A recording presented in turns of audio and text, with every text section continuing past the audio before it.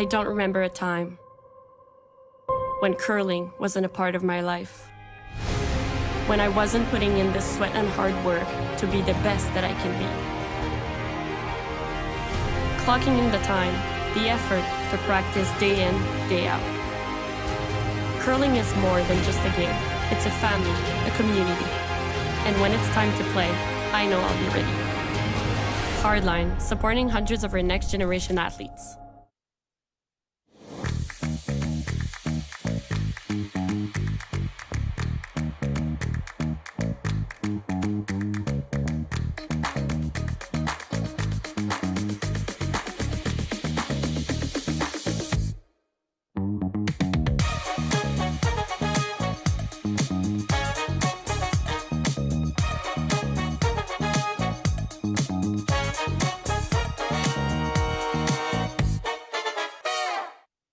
We asked Saskatchewan what they know about 5G. More speed, more innovation. It's gonna make our lives a whole heck of a lot easier. This is what 5G looks like. Better, faster. Sounds like one more G. Sounds pretty good. I don't know what it means. All you really need to know is the future of 5G is here and will continue improving through investments in network technology.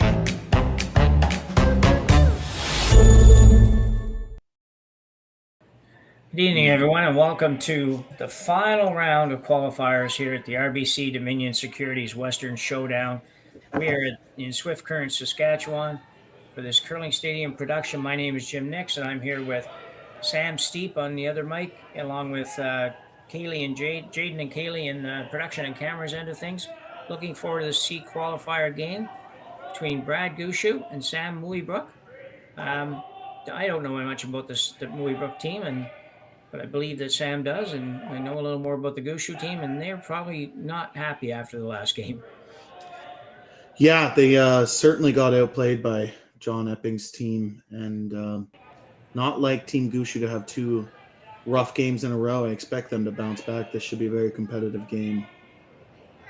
Yeah, I think you're probably right. I'm sure that they discussed a few things in between games, and just had an uncharacteristic series of misses by almost everybody. I was thinking about it afterwards, and I thought, I know Jeff had a couple of really long guards that weren't great. He slipped a guard into the house at the end. And I knew that Watcher had a few misses, and even Mark had a few misses that aren't the norm for him. So I would expect them to be much better here. So I think Mooibroek will have to be quite good, and he's been good so far. He's 4-2 in this event, which is a not bad record at all. 2 more games than Gushue's played. Yeah, they decided to take the long route. They had to play the C play-in game to the quarter. They dropped down from a B quarter to they dropped backwards in the bracket. So they have had 3 wins in a row and are on quite the streak right now. Nice shot there by Botcher. Yeah, I think 7 games has got to be the most you can possibly play in this event to get to the playoff round. So Mooibroek coming off a win, I believe it was last weekend or the weekend before in Brantford at the Stu Sells Brantford Nissan Classic. Yeah, I decided to let him win as I didn't make the playoffs in that event, but no, he ended up winning the event, and yeah, they played great. They had their typical lineup that weekend. This weekend they're playing with a spare, as third Ryan Weeb is not there with them this weekend. So who's playing where this weekend, do you know? Yep, so they all moved up a spot, and Adam M6, his last name escapes me, but Scott Mitchell throwing vice, and Nathan Steele throwing second for this lineup this weekend. Scott and Nathan played vice and second last year, so not a position they're not used to. Yeah. So quite a few rocks in play here already in this game. We were, about 3 or 4 rocks in as we joined it. Gushue with hammer, as we said. Yeah, and in a pretty good spot to sit 3 buried.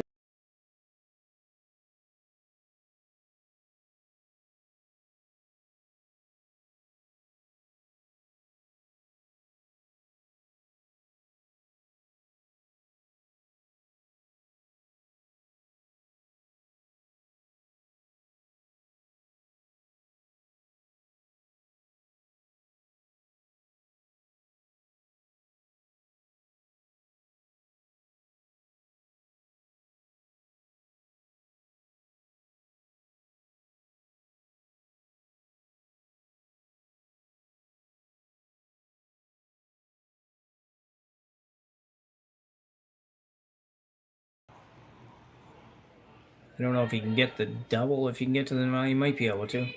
I almost feel like he might be better off just taking a little off and hitting that yellow on the nose and making sure it stays right there. Looks like if you throw a big enough weight, you can hit it right on the nose, eliminate both those yellows. I think in the first end, you're okay with giving up 2. You don't love it, but this rock is curling out. Well, this one might be on the guard, and it is. So the trouble continues for Sam Mooibroek squad.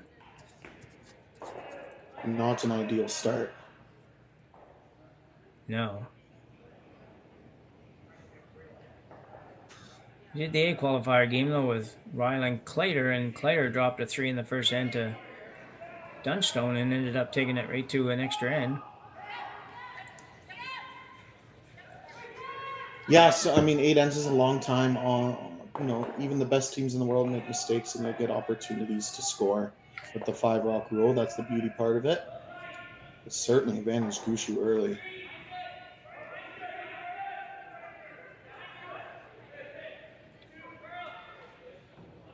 So a lot of thought going into a shot this early. Thanks, Jade.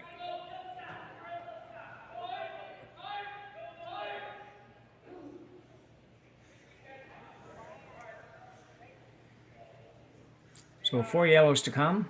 3 reds and 4 yellows remaining in this end. And Mark Nichols will be throwing his first here in the first. Yeah, Mark wanting to freeze on this corner of the red rock in the top 12. If it does slide deep onto the center line, very much could leave a nose quad. If you leave it right on the center line in the 8 foot. Yeah. So you can't bounce on this corner freeze.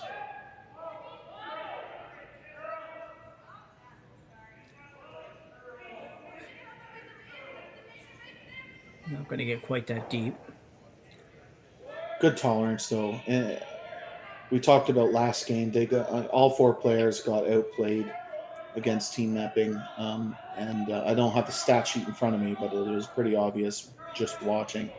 And those are the tolerances that Team Gushue is missing. I know in the top level they don't have a ton of tolerance, and they normally don't miss a ton either. But last game that would have been in the 8 foot and left the quad. This time left it as a guard and was a pretty good tolerance. Mooibroek looking to run the centerline guard into the pile, I would think, with the hopes of getting rid of at least a couple here. Scott Can't afford a 0. Need this to curl a little bit.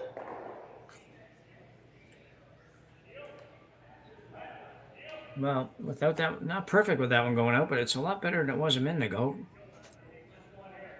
At least to the point that he has a rock in a pretty decent place. If Brad decides to do something with it, it would open up the yellows to a pretty easy double and possibly a triple. So, yeah, not the easiest red rock to eliminate either, with that yellow staying in the back 12. No. You need to hit it perfect for it to miss, or clip one of your own Yellowstones out and not jam. Is the other option, as Brad Gushue just pointed out. See Botcher and Walker trading sides, and that's just because obviously Botcher has been a long time skip, not quite the sweeper that Jeff Walker is at this point. Yeah, you almost see every top team do that. Their strongest sweeper will stay on the inside of the rock for the most part. It just gives you that, even if that gives you a 5% advantage on making the shot, it goes a long way at this top level.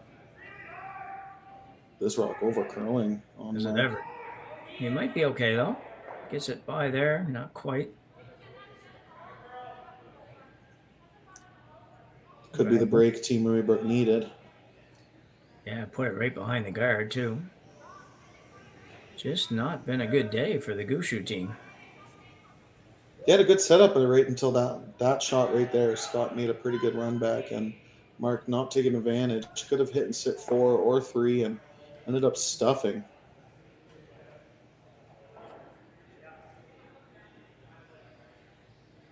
As we all know, new lineups take a while to get used to, and there's a number of new lineups in the Canadian world. Yeah. and some clicking faster than others. But by Briar time, you can imagine all of the team changes. Teams will be ready to go after their chance to win a Briar. Sam trying to play the hit and roll to the back yellow one in the 12 foot. Really eliminates the yellow in the top 12 and the back 12 if this is made. All of a sudden, Gushue was going to look at 3 or 4 and now might have to draw 4 foot against 1 or 2. A very aggressive roll. I would have thought just hit this and roll to the left in the overhead picture there. Roll into the 8 foot would be a pretty good spot. Yeah, I mean both would be good. You just need to roll. It's basically anything but nose. You need to hit the rock too. I think he's going to be okay. Might be really good actually if he gets a little more curl. Had to get a little bit more than that though.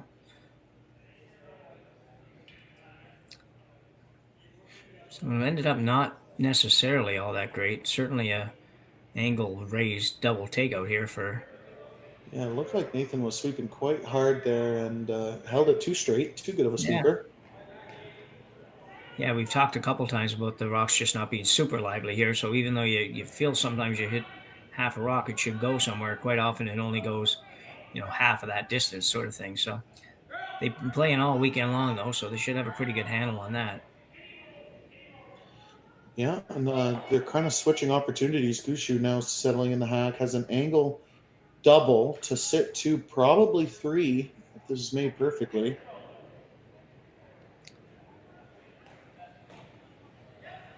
Brad slid a little inside the target line there, but got it on target coming out.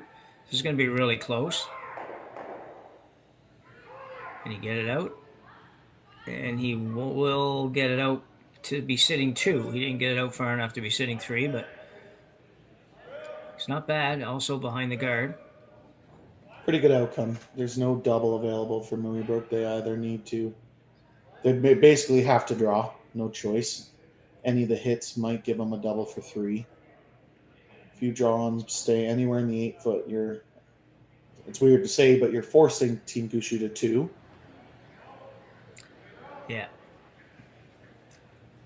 You can't even corner freeze this and be shot rock because you'll set up the angle for a nose hit for 4.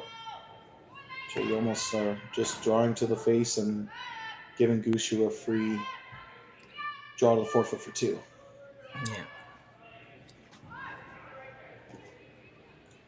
I still didn't like the last call. I didn't think that roll made a lot of sense compared to how it could have rolled the other way. But anyway, that's done.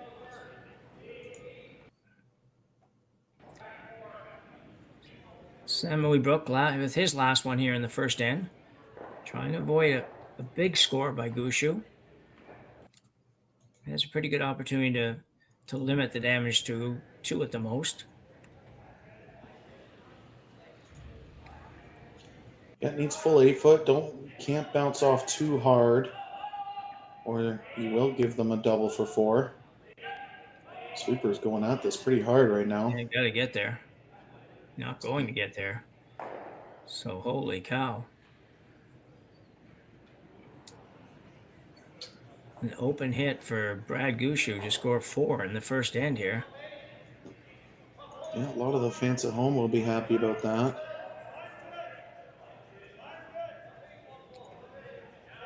That center line maybe a little bit slower in the first end caught Sam off guard. Sure, he threw a couple of draws in practice, but obviously didn't win the hammer. But now a chance for Brad Gushue to hit and roll in and score their 4 points.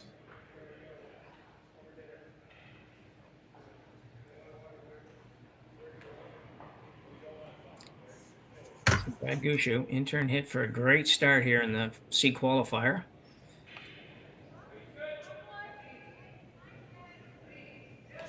See Jeff Walker on the other side now.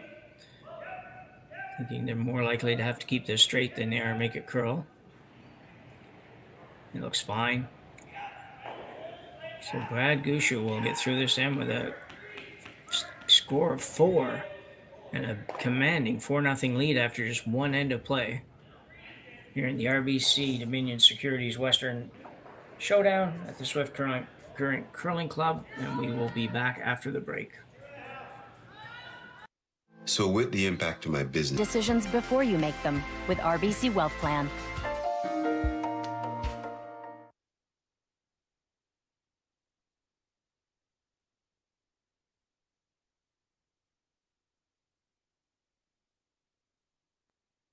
Handcrafted in Canada.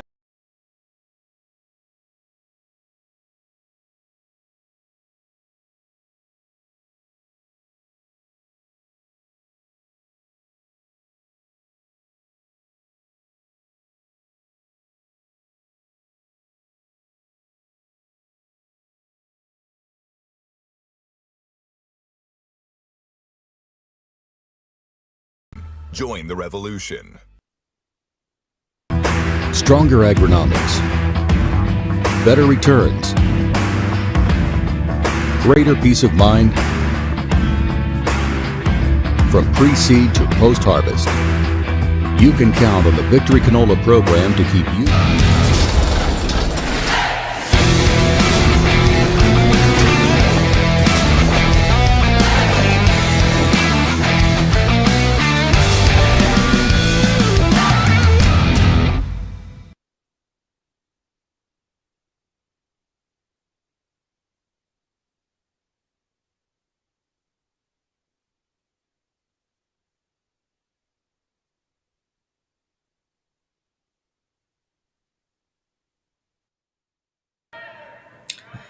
So we're back here, and a bit of an odd first in. Ended up with Gushue scoring 4, but he looked like he might get 3 or 4, and then it looked like Mooibroek had kind of escaped, but then gave it back by setting up a double and coming up short on a draw. So massive start for Team Gushue here in the C qualifier, and they probably could use it after having a rough outing in the previous game.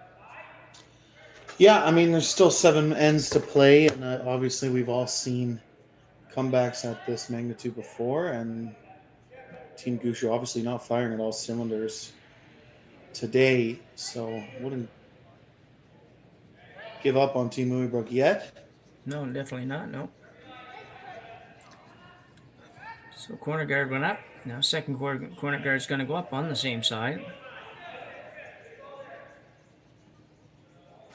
Just say hello to everybody that's watching. We have a pretty good crowd already in this game, and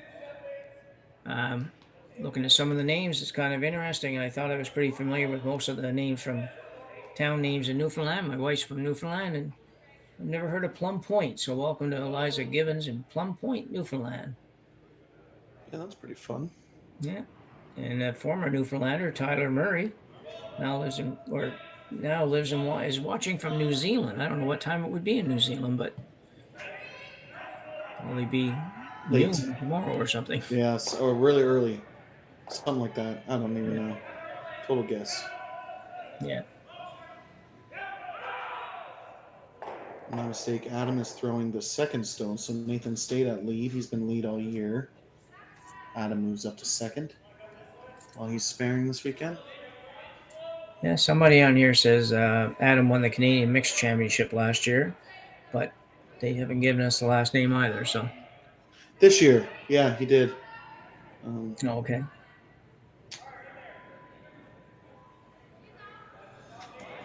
I'll do some investigating and find out. All right. But anyways, perfect setup so far by both teams. Nathan set up the 2 corner guards pretty much perfectly. Adam trying to make some noise in the back of the Rocks and the Rings. Didn't quite make it yet. So Adam must be playing second then. Mm-hmm. And Nathan Steele must be playing lead.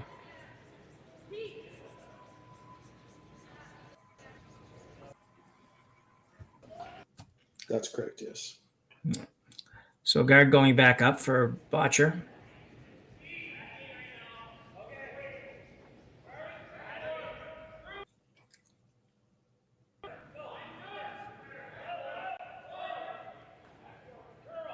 It's tough when you play as many games as Mooibroek has played, too. When you drop a big end at the start of this game, it's hard to kind of stay up and at it and ready and all of that kind of stuff when you're playing one of the best teams in the world as well. So Gonna play another peel.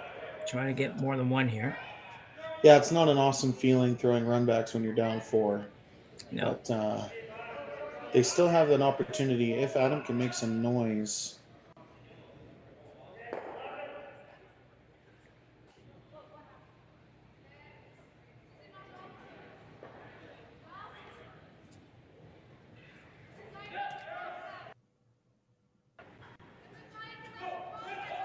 Love to make contact with at least one of the stones in the rings. Gets them both moving, though doesn't eliminate either of them. No, but that's a start. At least he's got them where it's going to be a little more difficult for Gushue to decide what to do here. Mark's coming down. He actually called Mark down here to talk about what they want to play.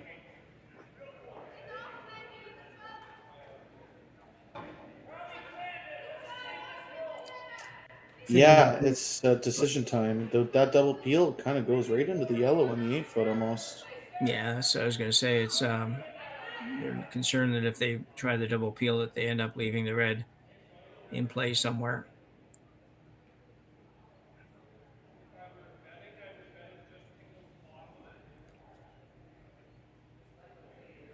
With this new lineup, my curiosity was always going to be whether Brandon Botcher chimed in with strategy or not. Obviously, Brad Gushue would have a ton of respect for him winning a Brier. Obviously, at Skip knowing the strategy quite well, but him and Mark Nichols go all the way back to teenagers.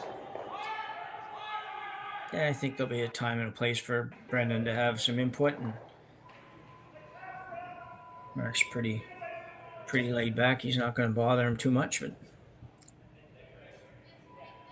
so here comes the peel anyway for 11:23 p.m. Oh, for God's sakes. So they're thinking the Angles will miss the yellow in the rings. If they get rid of these 2 corner guards, there will be nowhere for Mooibroek to hide. It doesn't miss the yellow, but it doesn't stick around, so mission accomplished for Mark. Yeah, I think that was the best plan anyways, even if it did hit and stay. It's, worst case scenario, you're looking at maybe a 2 points by the time you're done, as long as it didn't go behind some of the guards somewhere. But it's Mooibroek looking to come around the rock in the top of the 12 foot now. Yeah, that rock in the top of the 12 foot is a better corner guard than the 1 guard. So, yeah.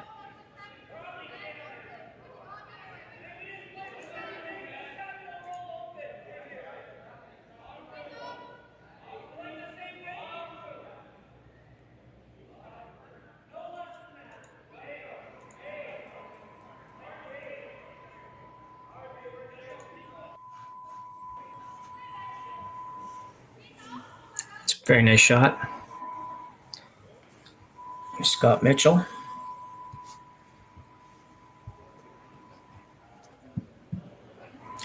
Gushue now will ask Mark Nichols to come down and remove that stone. We know they curl quite hard to the outside on virtually every sheet that we've seen, so I'm sure this one will be the same. And lots of room there for Nichols to make this.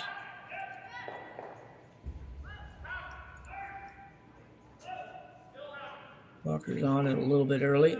Yeah, we saw Team Epping make a lot of these backline hack weight hits to the wings. Brad Gushue's turn, and Mark Nichols doesn't make a mistake.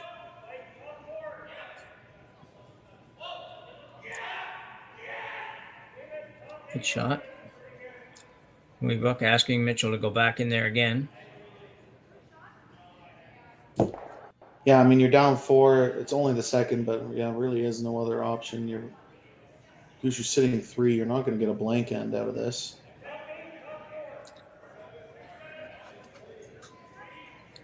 No.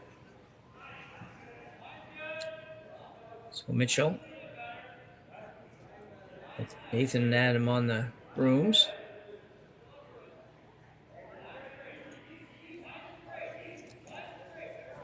Be a little bit heavy, but needs to bury. No matter where he has to take it to get it to bury. Yeah, did a bit better of a job. Though it's back 12, it's more buried. They probably still could chase it with back line, but Gushue might want to play the run back. He's been throwing a lot of high, hard ones so far out of his force, out of his 2 stones he's thrown. They were both pretty upweight hits. Yeah, pretty much on the nose to make this. Yeah, you almost don't want to leave your shooter right there.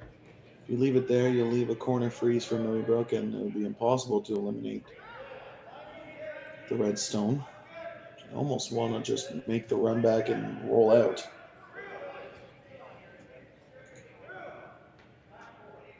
Don't overcomplicate when you're up 4.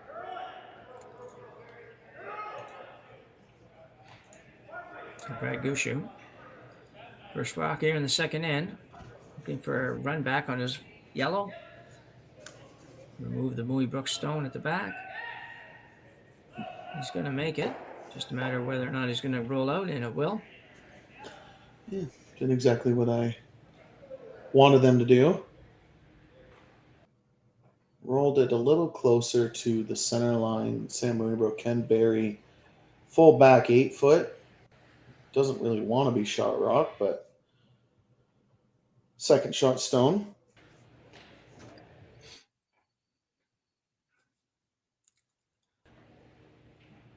So Mooibroek doesn't have much from his first shot to judge draw weight, so the guys will have to help him out a little bit here, trying to come up with a number that works for him. He's several feet short of the house on the first rock and the last rock in the first end.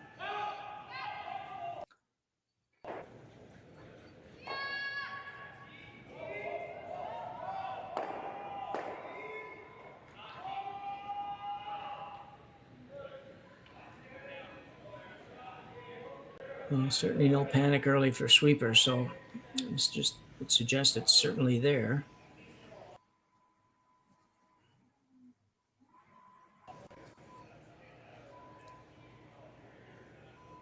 Needs it to stop. It looks like it'll hang on. Okay. We should probably just follow that.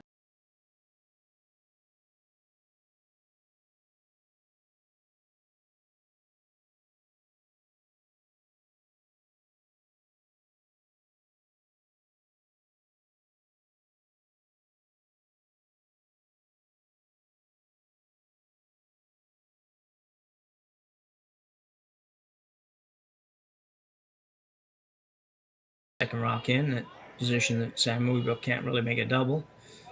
Forces him to 1. Job done. Yeah, I like the top 8 here. I think either top 8 on either side would do. You basically leave no double and get a force here in the second end. So you have a former teammate watching from home or Dublin, Ontario, wherever that is. Yeah, that's you don't need to acknowledge him. But no. Yeah, former teammate watching in Dublin, Ontario, very small town in the middle of nowhere. Chance for Gushue to, I mean, it's not a shot for the win because it's only the second end, but if you don't leave Team Mooibroek a double, you're going to be up 3 with. It's a little bit heavy.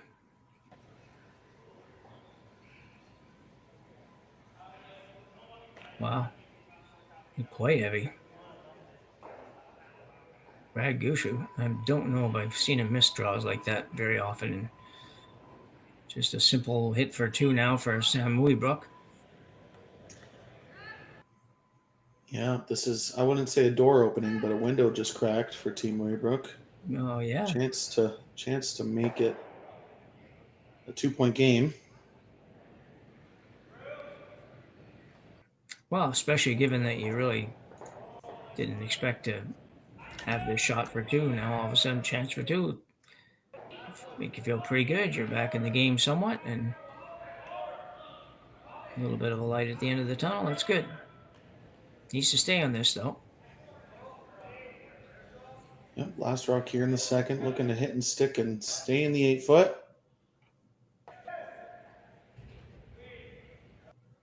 Just holding it straight here. He's going to be fine. Good throw by Sam. Mooibroek will pick up 2 here in the second end. Still trails Gushue, but he's halfway back.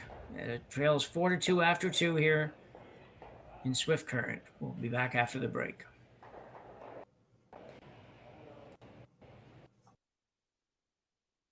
We asked Saskatchewan what they know about 5G. More speed? More innovation? It's gonna make our lives a whole heck of a lot easier. This is what 5G looks like. Better, faster. Sounds like 1 more G. Sounds pretty good. I don't know what it means. All you really need to know is the future of 5G is here and will continue improving through investments in network technology.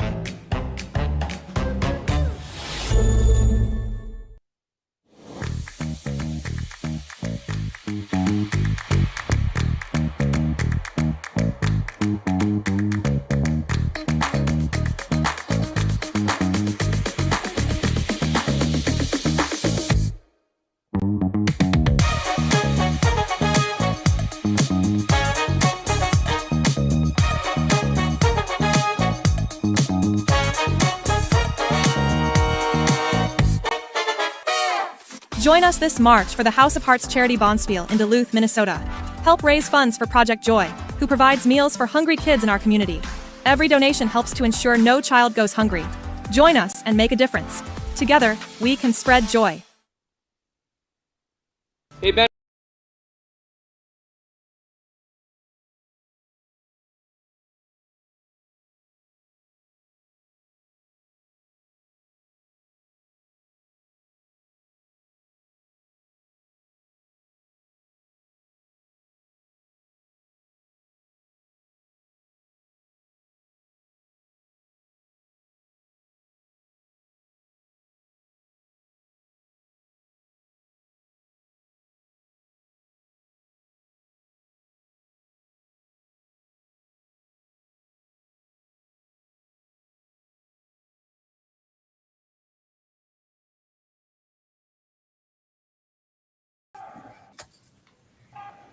We're back for end number 3 in our C qualifying game between Sam Mooibroek and Brad Gushue.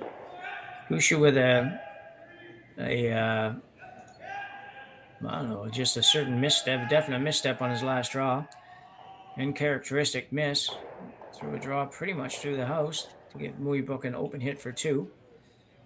Mooibroek took advantage of that, and I suspect that's got to make them feel just a little bit better. Sam? Yeah, I mean, they've obviously dug themselves a little bit of a hole here early, but that certainly helps the momentum slowly shift towards them. If they could ever get a force and take another 2, then it's only a 1-point game. Yeah. It's not hard math. If you take two with hammer and force every time you don't, you'd be winning the game by the end of it. Yeah, you'd win 8-7. Mm-hmm. But yeah, he has a chance to get back to be down within 1 point at the break, which would be pretty good.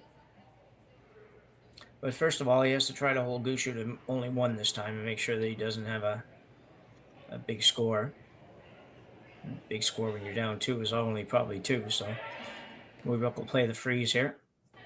Yeah, Nathan not making his center guards the way he wanted to, so there is a stagger, a pretty easy double peel if needed.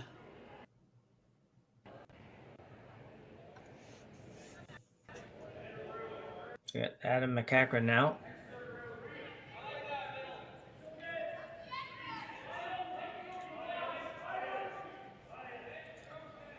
Yeah, chance to freeze the pocket here.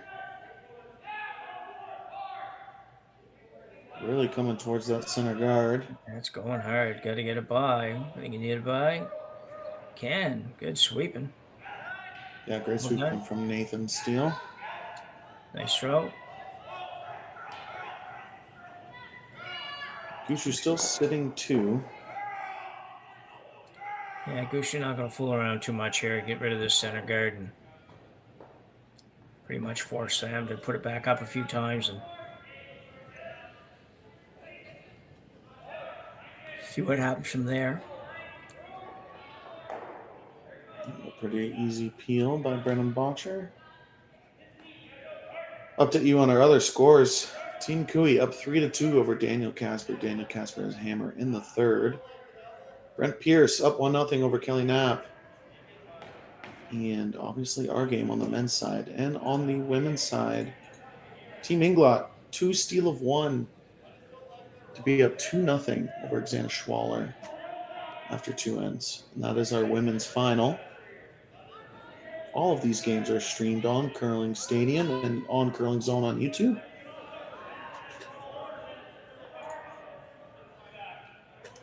So guard goes back up. Good spot.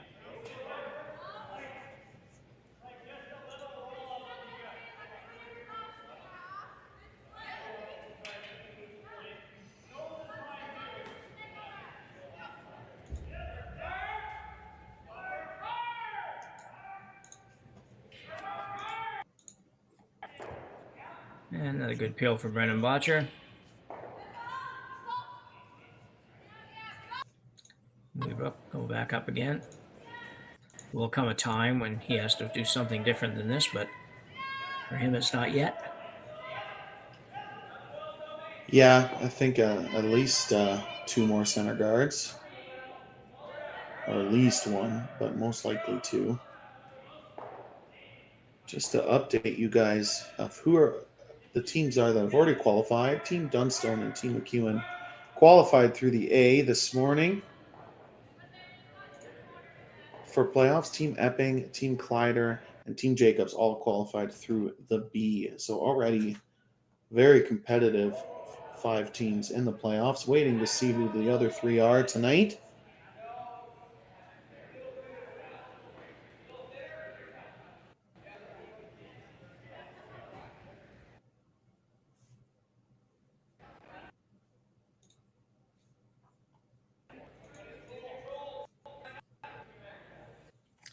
So Gushue also contemplating what to do here.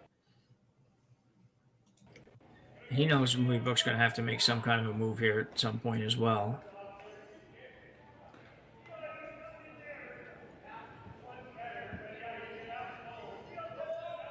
Yeah, up 2 with hammer. You don't need to overcomplicate anything, I don't think. So the intern peel for Mark Nichols.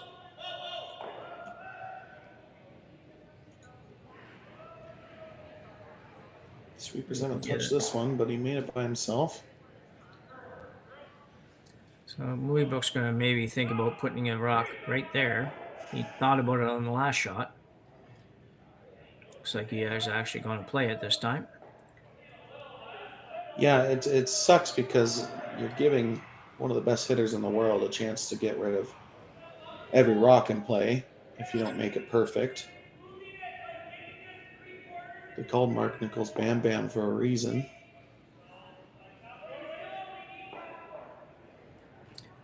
Yeah, it was quite commonly known by that name back many years ago, but I don't hear it as much anymore. Yeah, no longer the 20-year-old that throws 6-second peels when no one else could. So the outturn freeze coming in here for Mooibroek. Looks pretty good. It's pretty perfect.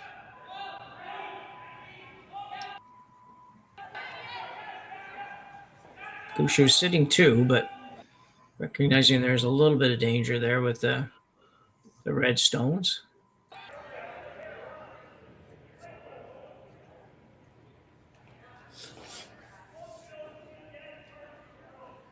You know, the almost made it too good. Gushue should be able to hammer the red on the right side in the top 8 and eliminate at least 1 red stone. He will eliminate one of his yellow stones as well, but they'll be in a better spot.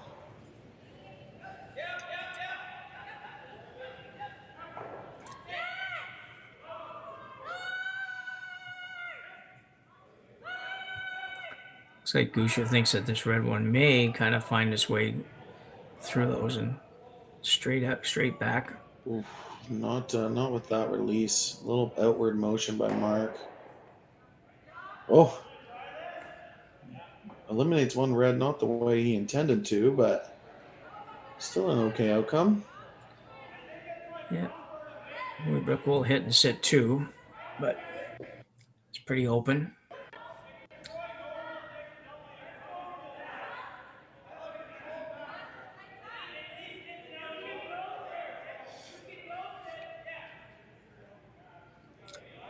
Guard is pretty long, so rolling behind it isn't necessarily going to be impossible to be removed, but could make it quite difficult at least. Certainly puts some pressure on Team Gushue, though. He's looking at 2 rocks, one buried on top of a 4-foot.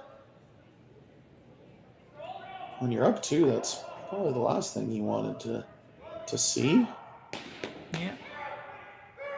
But you're right, it is very high, and center guard, they'll be able to play hack weight around it and move things around, even if this is made perfectly. Sam Mooibroek with the outturn hit. Probably his favorite shot in curling. Coming across the top. Curl a little more yet, probably. A good try. Need to roll a little bit further. You can see by that he only hit half the stone and still only rolled a couple of feet. So it's just a little bit slow as far as the reaction of the rocks. So Gushue now with a pretty much wide open hit. Can probably make the double with something even down weight a little bit. Yeah, I'm not sure if he'll be able to eliminate both. They'll have to get pretty close to that red center guard. With control weight, it's definitely makeable, though. Got to be careful. Mark stayed really straight here with Peel.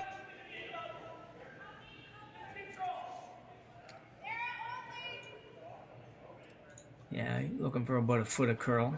A little more, maybe.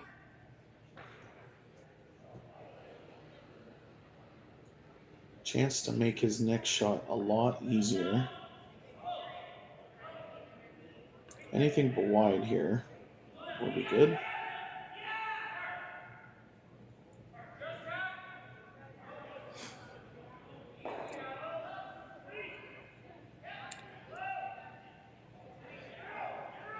Not a lot of weight, obviously. Botcher now going to try to carve it over. Needs to keep going. Needs to get a little more. A little more. It should be maybe a little too far. Yeah, they must have never been playing the double. I think they're trying to hit and roll.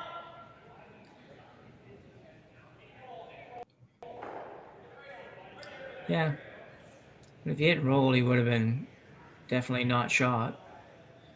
So I don't know if that would have been a great thing. But regardless, Mooibroek trying to play the exact same shot. Yeah, a chance to put a decent amount of pressure on Gushue. Makes the hit and roll perfect. Gushue will have to draw to the 4-foot against 2.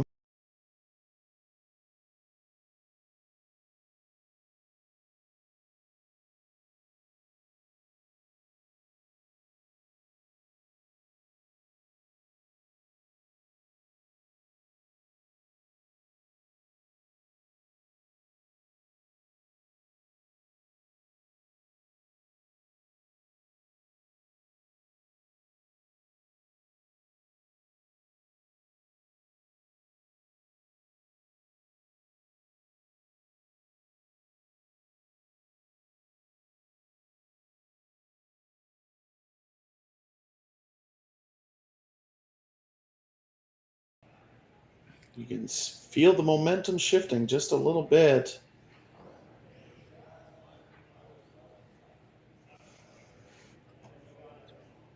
Well, it might go shift a lot if Gushue isn't able to make this, but he would make a draw to the 4-foot 19 out of 20 times, but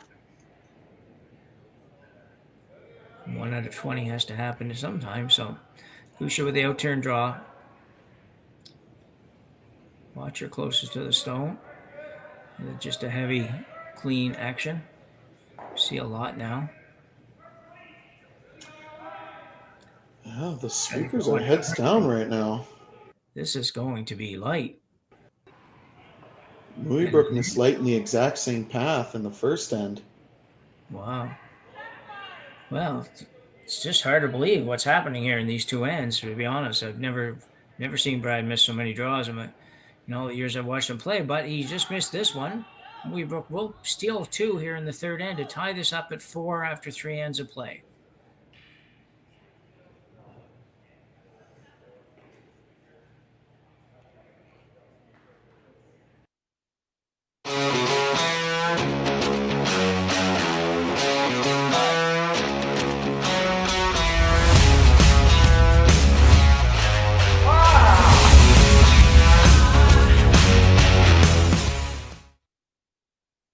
I don't remember a time when curling wasn't a part of my life. When I wasn't putting in the sweat and hard work to be the best that I can be. Clocking in the time, the effort to practice day in, day out. Curling is more than just a game. It's a family, a community. And when it's time to play, I know I'll be ready. Hardline, supporting hundreds of our next generation athletes. Saskatchewan, you know Sasktel because we're everywhere. Because being everywhere keeps us connected to you. With Sasktel sponsorships, we get to be part of your community. We're here with you, and we're here for you. It's easy to get started. All you need to do is apply. Sasktel cares. Always has, always will. To apply for sponsorship, visit sastel.com/sponsorships.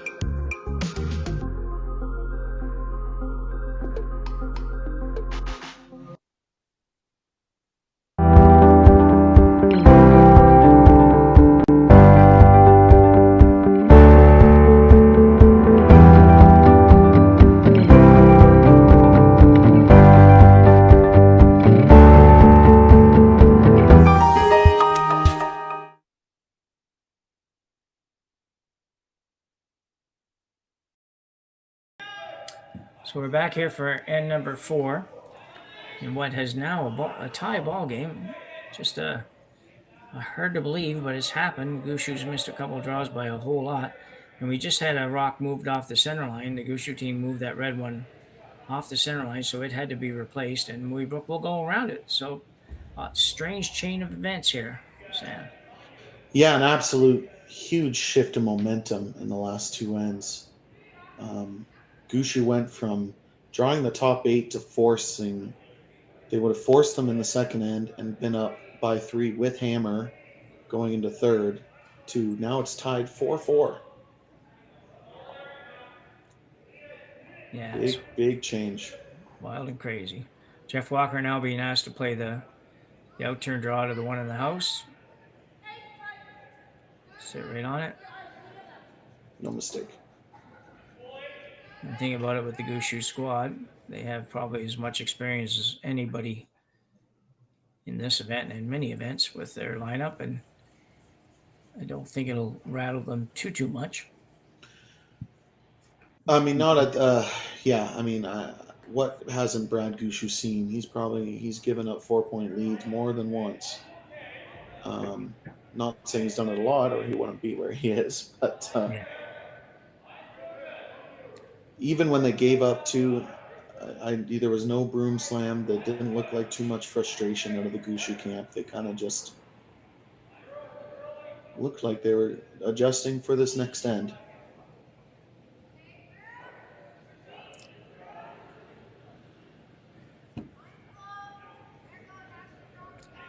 A pretty nice draw there for Adam McCachran, we're not sure. Just going to go with Adam for now, I think. It's probably the easiest way. So Brendan Botcher now be playing a peel here. Peel or run back. I'm not sure which one Brad's going to try, but I think they're trying to move 3 stones off the center line here if it's made perfectly. Disaster. Well, got the wrong one. Yeah, they absolutely did. Another look at replay.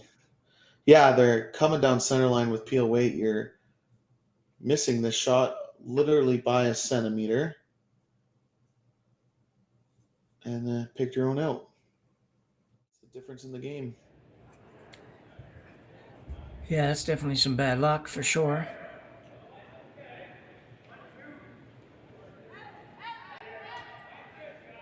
So Adam's second stone here. Yeah, an opportunity for Team Mooibroek to keep the pressure on Gushue. They could be sitting 2 buried on the center line after this.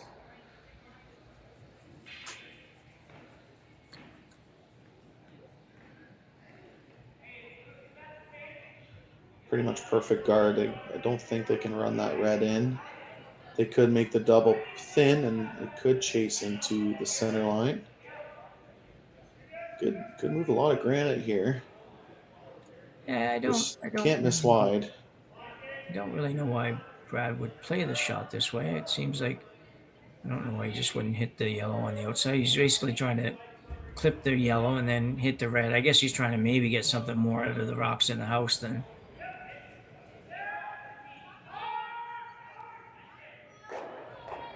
And I guess that's why. Great shot by Brendan Botcher. Yeah, it was almost queued up. Obviously, as long as you don't miss a foot wide, which don't know when the last time Brendan Botcher did that. Well, even if he hits 3 inches more of that rock, he doesn't get that run back on the red the way he got that one. So it would take a lot of the speed off. It wouldn't be hard for us for that to take all those rocks out, but it did. So that's good. Guard going back up from Mooibroek. Yeah, Gushue really trying to stop the Mooibroek momentum right now. Yeah. But Mooibroek trying to throw a 2 guard above the rock in the rings. You'll probably see Gushue ignore it and draw a top 4 foot. This is the 4th end. I don't think they would want to blank. Hard on this to get over, and they managed to get it over the line and over to the center, and it's a pretty good guard. Gushue may choose to ignore it, but looking at hack weight shot.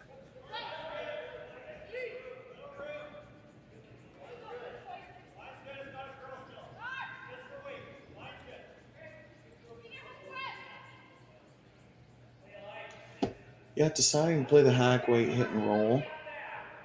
You make this, you're in a pretty good position to blank this end.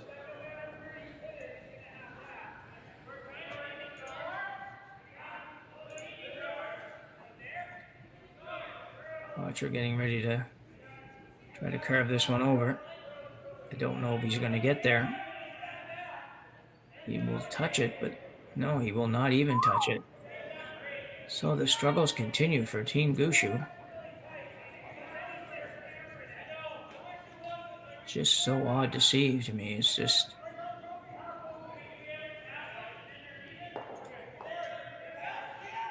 Yeah, I mean, it's no secret they're clearly missing more than they normally do this weekend, but again, it does take some time to adjust to new lineups. You won't be able to give them that excuse by the Briar time, but best women's team in the world right now, Team Holman, took a year to figure out their new lineup. And they, like everyone knows, they added Tracy Fleury at the vice position and took pretty much a whole year. They did win a couple times, but not nearly as much as their dominance right now. So it just could take Brad a little bit longer to adjust their lineup. Scott Mitchell's throwing this one well back into the ranks.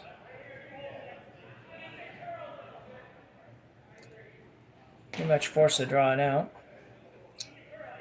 Mark Nichols needs to make a good one.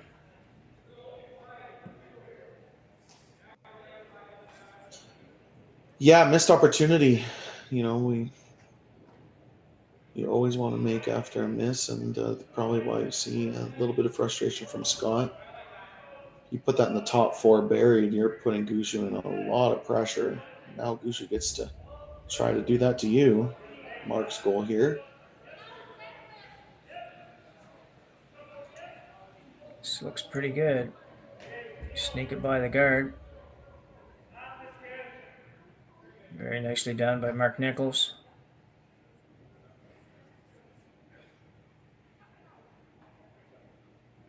Fairly tough for Mooibroek to remove it.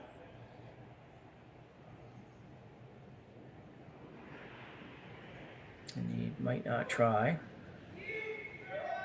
Yeah, you don't really want to just concede too.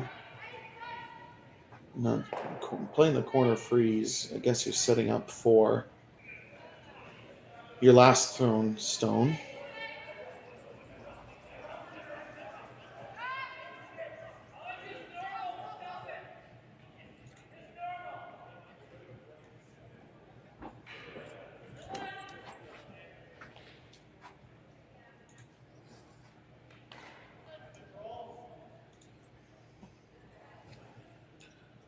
But you make this, it'll be a decision time for Gushue. Do you draw the edge of the button and sit 2, or guard the slash? I'm not 100% sure. So tough little shot for Sam Mooibroek. Trying to freeze on the corner of the yellow.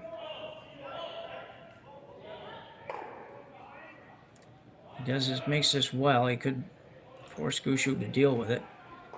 Looks a little bit on the heavy side, maybe. Coming down, no. Just trying to slow down, and it does in time. It does bounce a little bit. Gushue might be able to get to the inside of that if he wanted to. He probably could.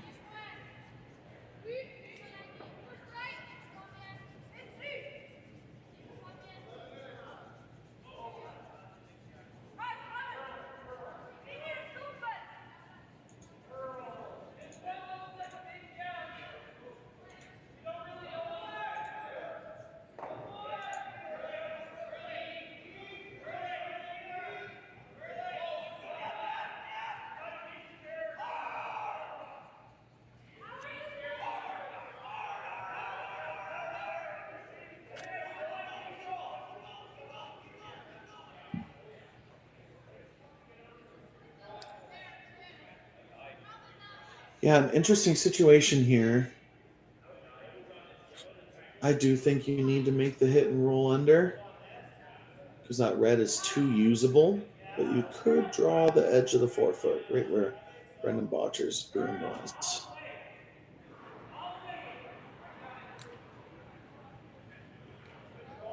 Yeah, despite the fact that I'm sure that Brad Gushue never lacks for confidence, right now having to draw the edge of the 4-foot or the edge of the button or something may not sound like the best idea.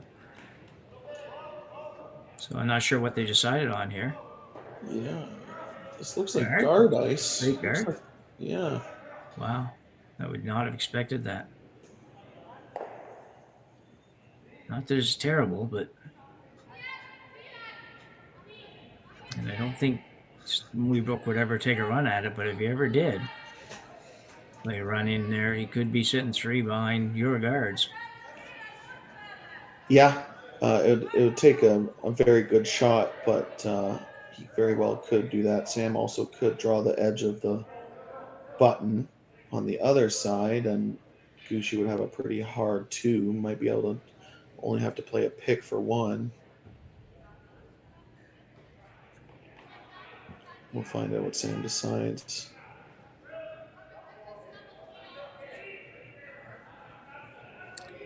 So Brad Gushue looking for halfway down to the house guard here.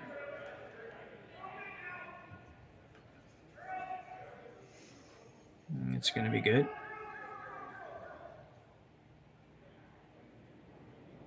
Good spot. Yeah, pretty good. And both Sam and Scott started talking right away.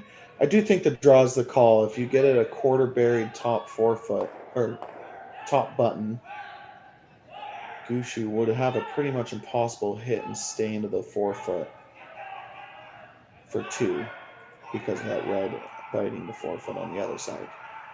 And if you ever come up right where his broom is, which basically would be a corner freeze on the other side of this yellow, it would be very difficult for Brad to score 2 anyways. Didn't have a lot of room to work with. Yeah. Yeah, I mean, I think a perfect spot would be biting the top button and a quarter buried if you could ever corkscrew it around the rock in the top 4. Certainly a chance to force Gushue, which is a pretty good spot, only being down 1 width going into 5.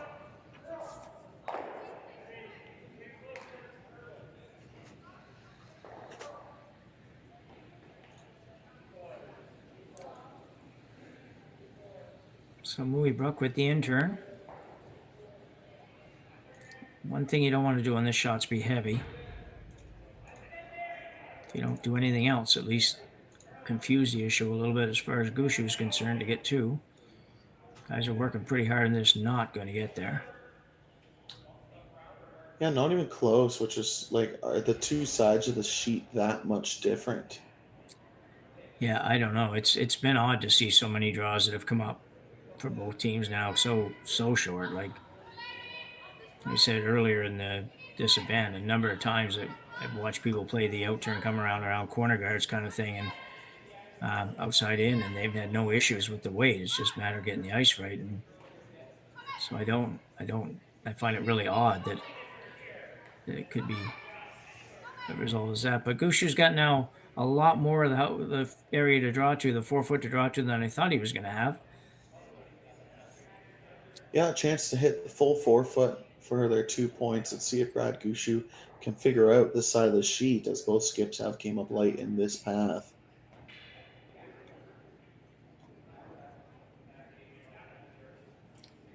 So it's on its way.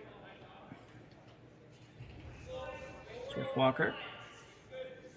Broom down, ready to go.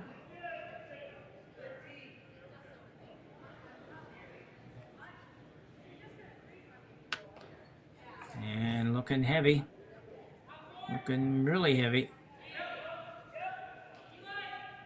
So Brad Gushue still struggling to find the draw weight. Does pick up 1 point.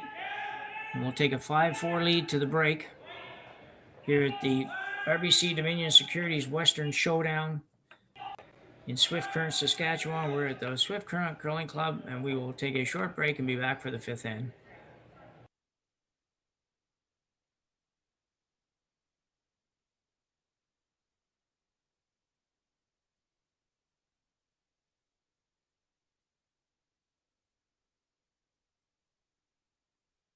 Hey, Ben, what's the Aztec safe?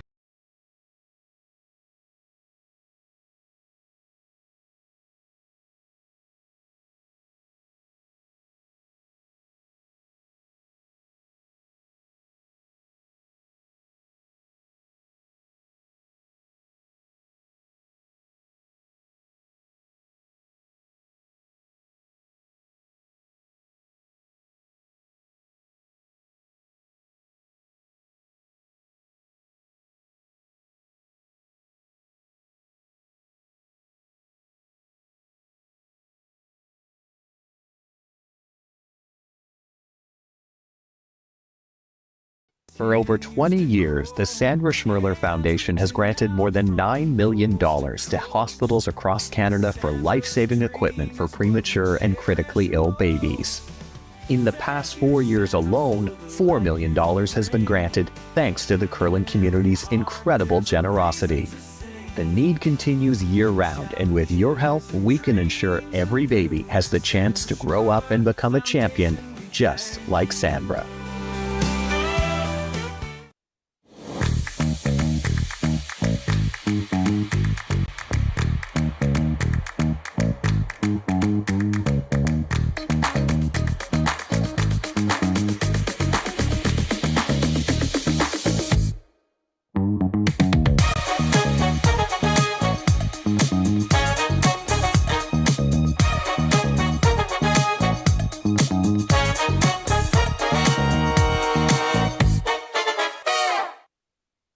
We asked Saskatchewan what they know about 5G.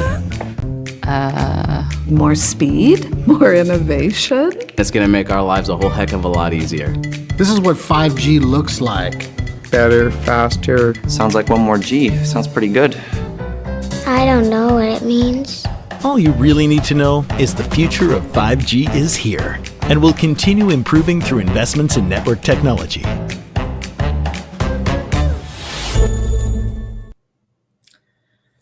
So halfway done here, Gushue with a 5-4 lead. Mooibroek with hammer. And in a situation where Gushue started with a 4-0 lead after one end, Mooibroek's got to be just about ecstatic with his position here. Especially with hammer. I thought he might be able to claw back to 5-4 without hammer, but a lot of things have gone well, and Gushue's squad's still struggling a little bit to make some of what are the basic shots for these guys. It's a better end, except they just missed the last draw. Yeah, I mean, it does prove that even the pros have bad days. It's just they started off with that 4 after probably their best end of the day, and just have really hasn't made a lot of shots since.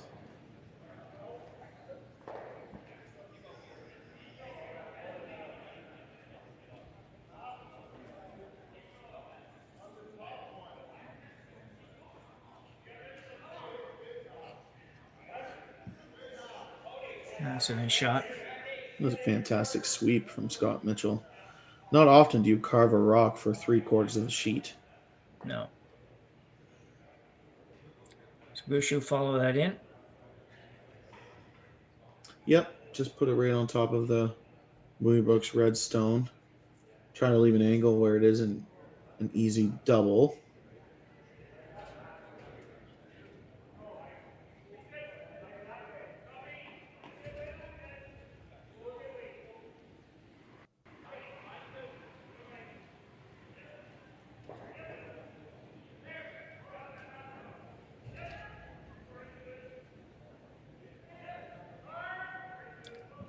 And nice shot by Botcher here.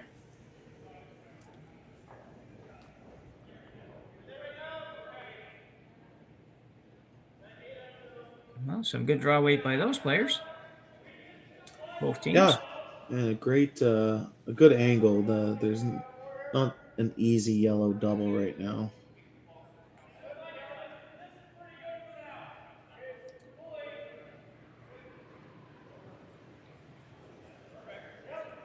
Decision time for Team Mooibroek. You don't want to get forced.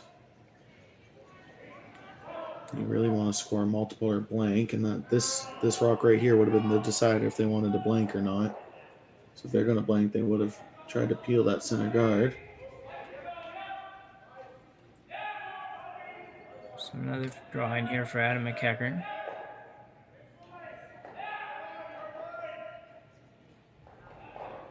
Yeah, trying to corner freeze, trying to not line the reds to easily go. It's a pretty good shot.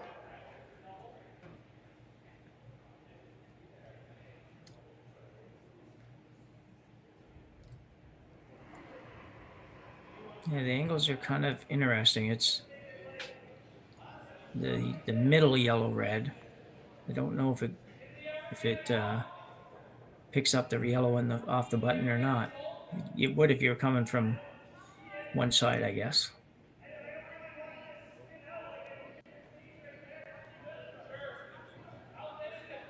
Yeah, right now, I don't think Gushue's going to be the team that wants to blow the center line up.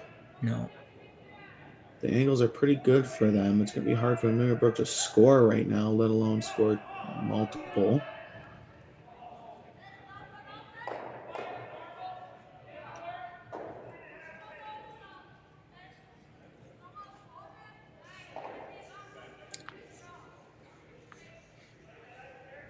Looks like Gushue's going to play the double on the reds from this intern side. Yeah, up 1 without. You don't really want to let the reds just accumulate in the house, even though the angles are pretty good. Looks like a pretty narrow slide from Brendan. Got to get a buy. It's going to be buy. Well swept. Actually got by too much. It was going to be pretty hard to make the double. He would have had to basically go through the center guard. But as you said, yeah, Jeff Walker, too good of a sweeper.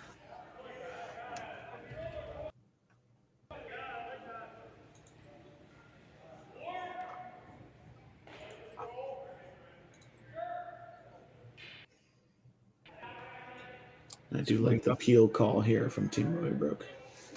Yeah, just going to open this up. And McEachern's second shot here in the fifth. Pretty gentle looking peel. Maybe trying to save a corner or something. It's going to run back into the trying to roll to a corner guard and not really mission accomplished. You're really just taking away a draw path at that. Unfortunately for Adam, didn't curl up quite enough. Yeah, a straight peel there probably would have been a better option, to be honest, I think. A little bit of a misstep. Mark Nichols now.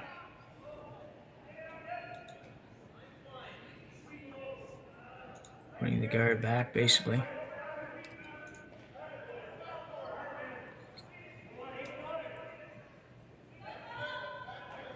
Just going to try to move it over a little bit.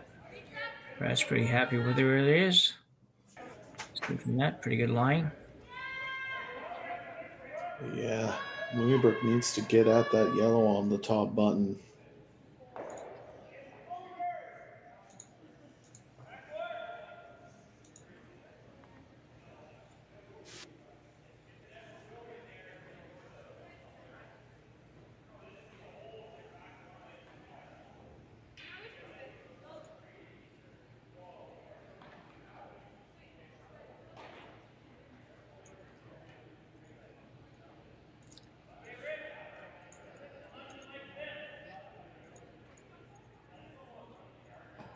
Just trying to consider all the options here. He hasn't got a clear sailing exactly. He just can't go in and hammer something.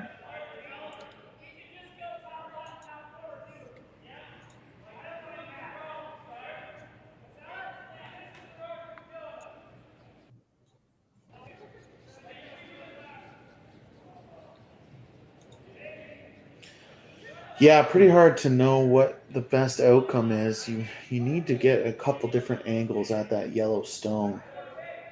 In my mind, you need to make a run back.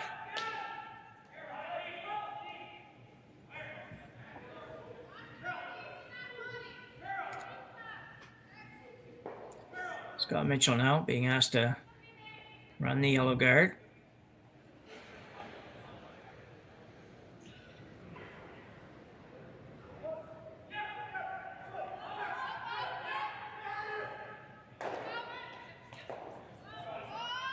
Oh, pretty unlucky. They were sweeping that the whole way. Or they were off and on it the whole way. I needed to curl a centimeter. It was obviously 20-foot run back's not the easiest shots in the game. No. So Gushue looking at throwing the guard up. Somewhere in the hole between those two rocks. Probably right on the delta would be not bad. A little bit higher in the delta would be okay. Yeah, keep the pressure on Team Mooibroek. Right now, Gushue is set up for a steal.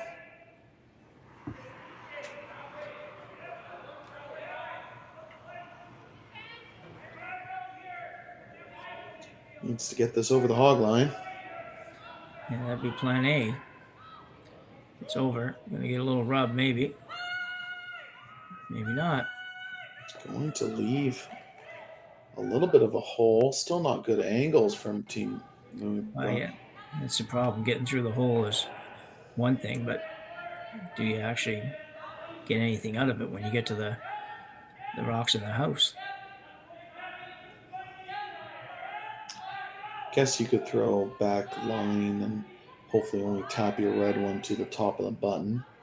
It's still hard to get through that hole with that weight, though. Yeah, you have to throw it harder than that to Scott Mitchell now will play the peel on the top ones. Try to get them both going.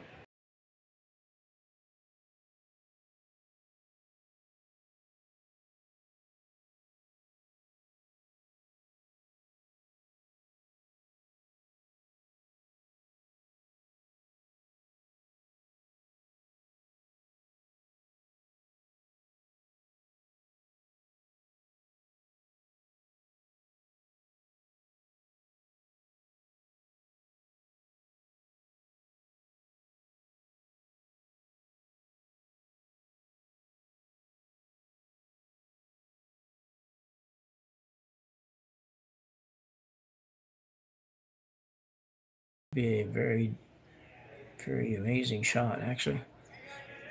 Taking the back one. Mm-hmm.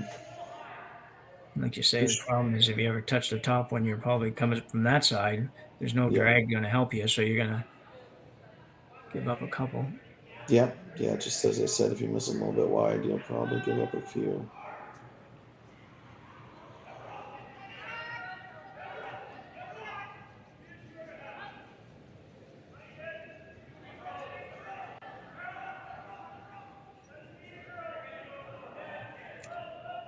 Gushue needing to get this guard in the right spot. Looks pretty good.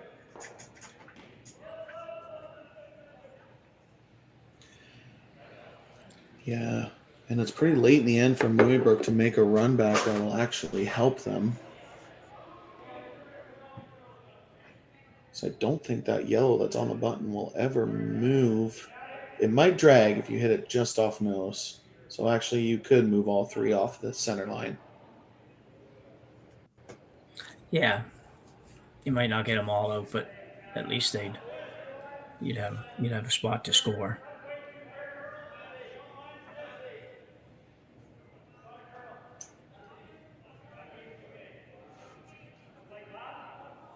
Pretty big shot for Sam Mooibroek. He does love his out turn down the center line.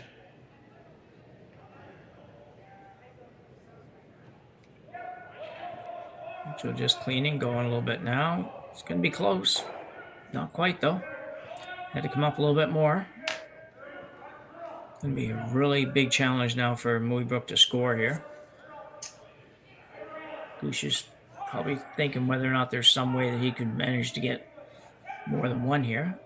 No, I don't think so. I just think he's looking at Team Mooibroek's options. Right now, Team Mooibroek has the just off nose run back that I said a couple of talks ago.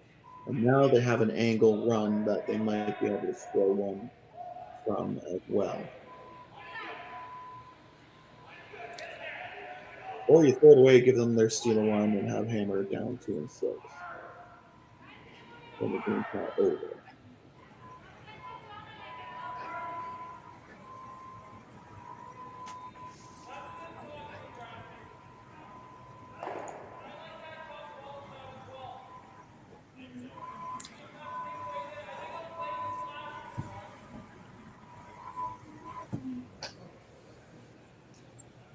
Team Gushue really talking about this.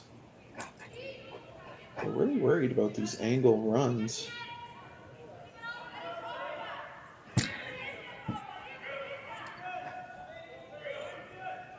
Trying to see where they can set up a steal of 3 maybe if Team Mooibroek decides to take on the risk of the run back. Yeah, that was a perfect freeze. That's what they're going to try and do. Yeah, that was kind of my point when I was trying to set up a way that he might end up getting more than one. He puts it in a place that Sam gets a little too aggressive on. Something could turn into a bigger score than one. But you're right. I think that for Mooibroek, he might be forced with just throwing one away here. Yeah, a steal of 1 isn't the end of the game. No, and I don't think he can get close enough to the yellow to get on his red to take their yellow out. I don't think that's there. I think if you hit as thick as you can see, you can probably make it, but it is very difficult. You're probably going to see the angle run on the corner red just in front of the S3 logo. On that side, yeah. It's probably the safest shot for Mooibroek if he's trying to score. Well, let's see where he puts this one first. Might change the decision regardless.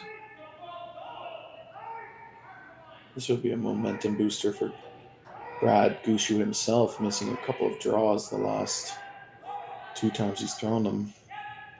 This one coming up about 2 feet light. And the angle run could be for 2. And really no risk. It'd be pretty unlucky to pick your own out and give up 3.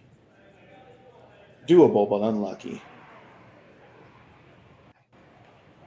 For this angle run, you're almost missing to flash it at this point because you might as well give it a go.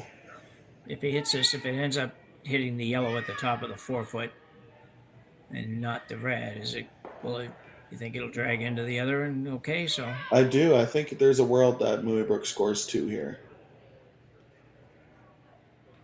Doesn't happen often, but I do think that's an option. Yeah. Last rock here in 5. Gonna curl up too much. A lot of curl out there for that much weight. Brad Gushue is still 1 point here in end number 5. We'll take a 6-4 lead to the 6th when we return to Swift Current, Saskatchewan. So with the impact to my business. Your money decisions before you make them with RBC Wealth Plan.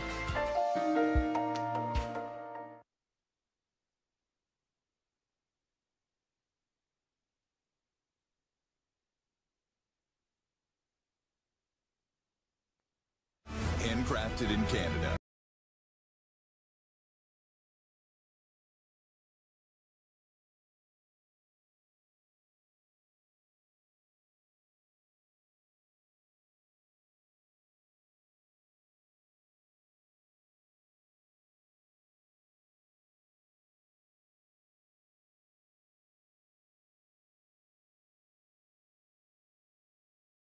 Join the revolution.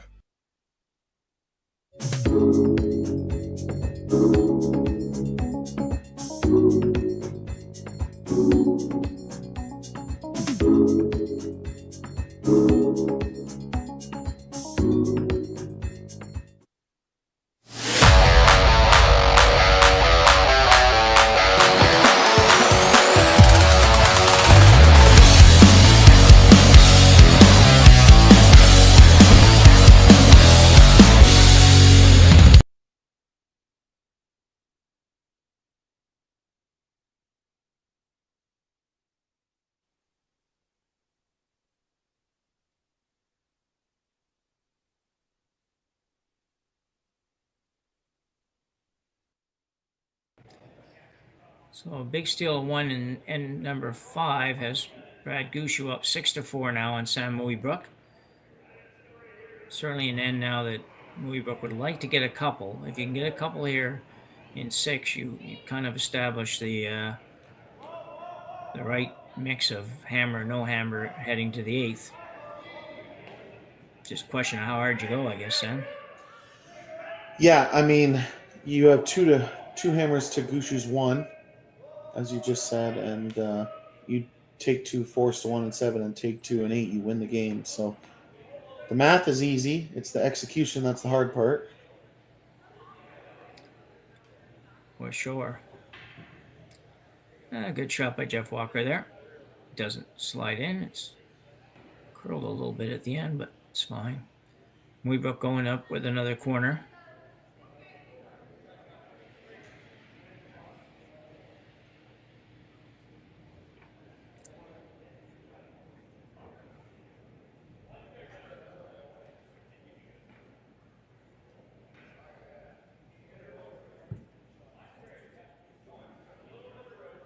Yeah, an opportunity to score 2 or 3 here with Gushue not firing on all cylinders yet, anyways. True enough.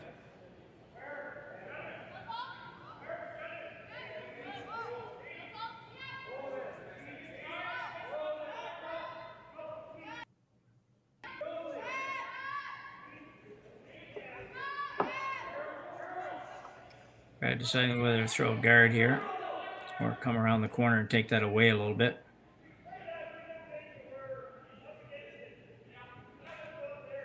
I like the high center guard. I know you're up 2, but if you throw this high center, you'll probably see Team Mooibroek having to chase.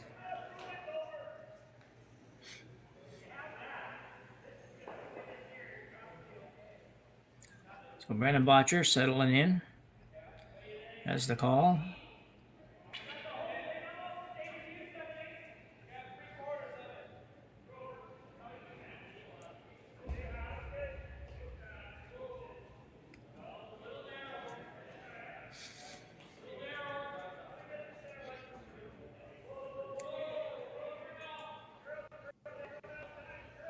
It's a little bit of curl.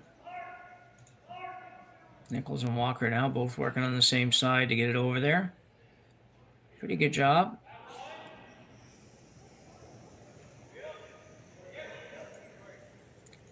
Mooibroek looking for a little hit and roll in behind the corner guards. I need a little bit of spin on this one to get it in there, I think, but just even over in that direction is good. Yeah, if you could hit about a quarter rock with board weight, it'd be really close to rolling behind your corners and into the rings.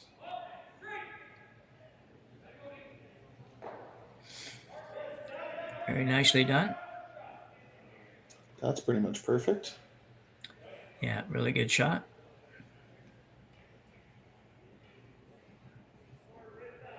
That's where the double corners came in handy, because now it's a little harder for Gushue to deal with them over there.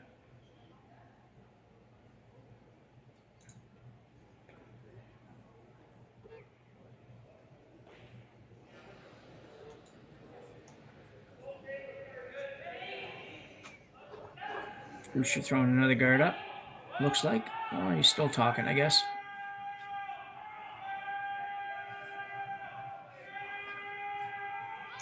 Yeah, it's a decision time. You're up 2. It feels weird. You're basically guarding, and if you miss a guard, even by the slightest margins, you're going to give up 2.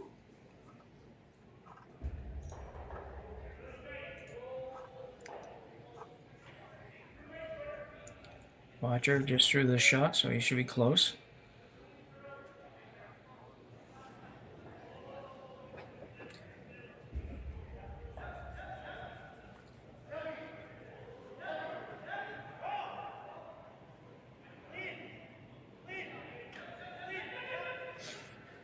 That works out pretty good.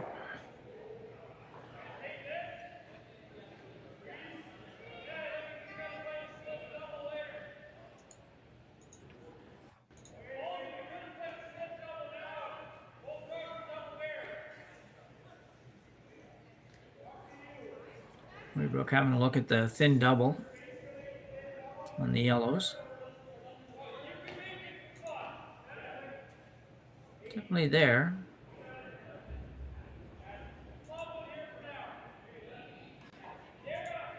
He's going to play just, looks like just a draw to the yellow, freeze to the yellow. Yeah, that thin double a little too risky, and you probably spin into the open and might even leave it double. Yeah, I think it's a little early to think about that shot. Might something you look at later, but Adam McKecken.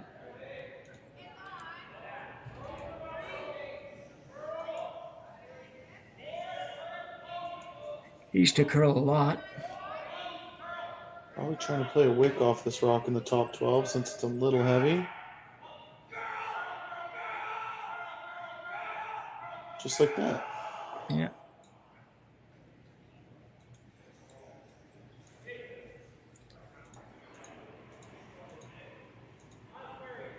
And a little delicate for Dick Gushue here.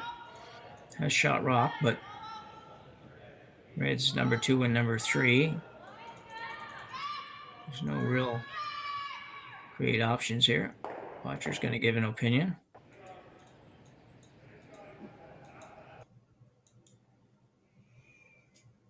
Yeah, Mooibroek kind of starting to set up to score 3.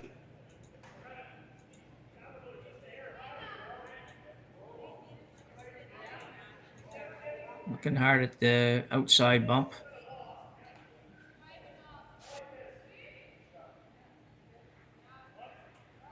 So it looks like that's going to be the call.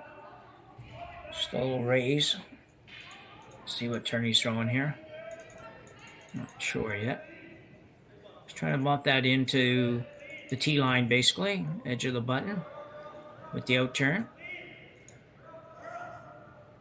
Probably don't have a great idea how much see he's going to do out here, but it's a little bit of a guess, but they would have just watched Team Mooibroek's rock down this path.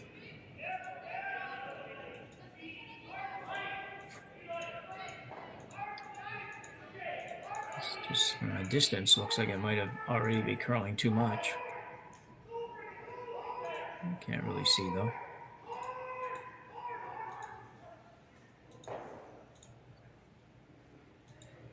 A little too much curl, a little too much weight.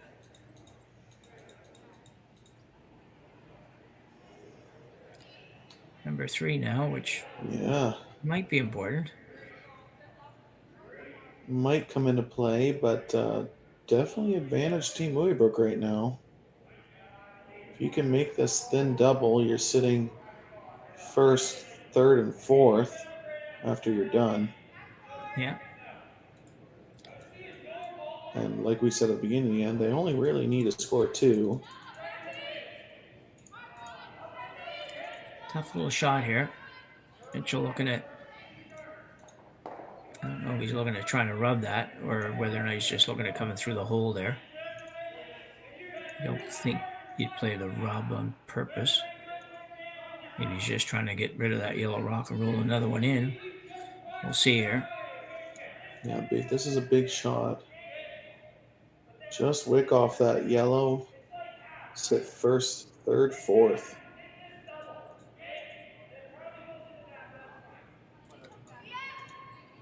I don't think he really would have to, would he? Does it not look like he could actually just go through the port?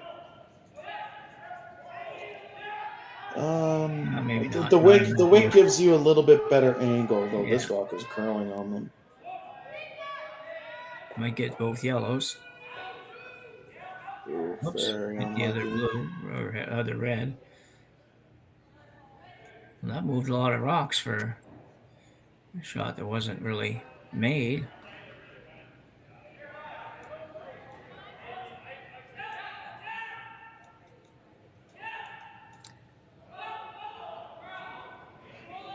Took a few reds out of the picture for Gushue as well.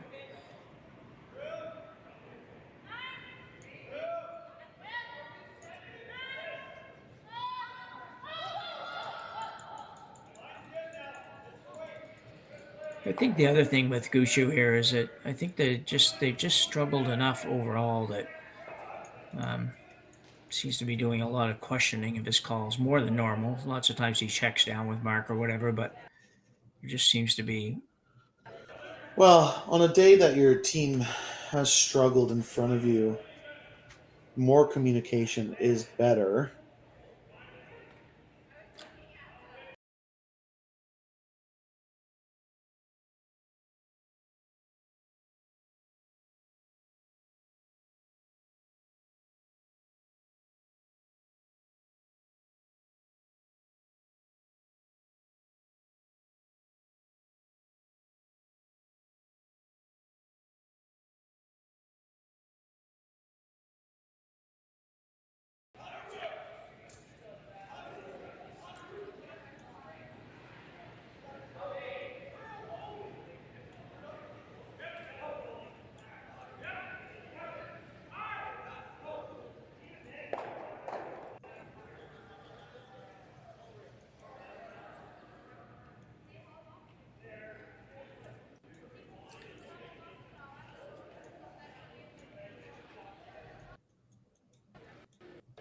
So it looks like they decided.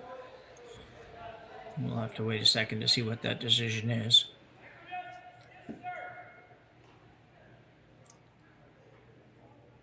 Yeah, I think coming down and freezing on the corner of the stone is my guess. Yeah, a little bit on the inside corner. Maybe.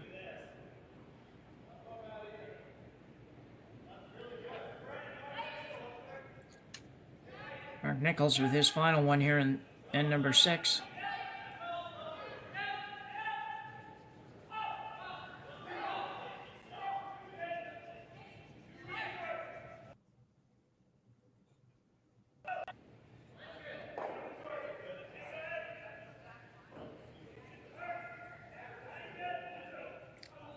I think he's going to get all the way to the red, but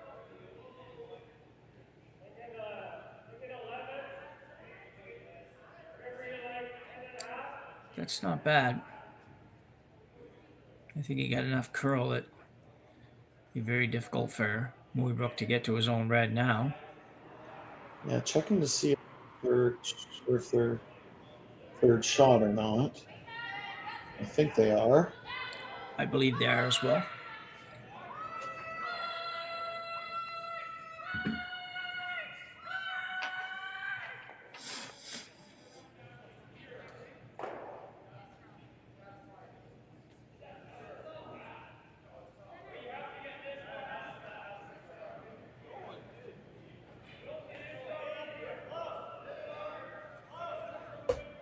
Now trying to figure out how they're going to score multiple.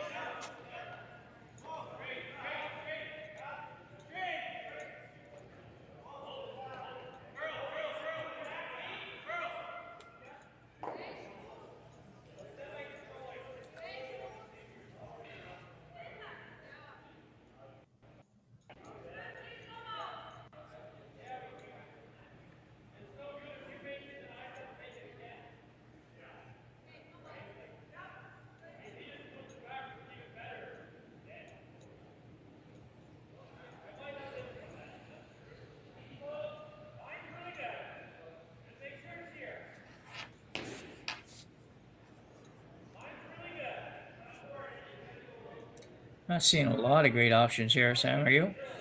No. Everything I look at doesn't. You can in off the red, as what Sam Mooibroek just said. Off of that red on the underneath S3 there. Yeah. Yeah. You could. It's tough. Corner freeze, or you could angle run. Is basically your 3 options on Vice's last.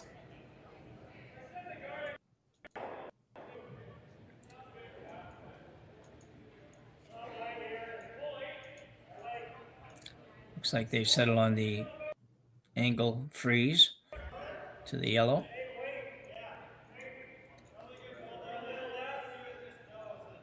Gives you more options going into skip stones, I think.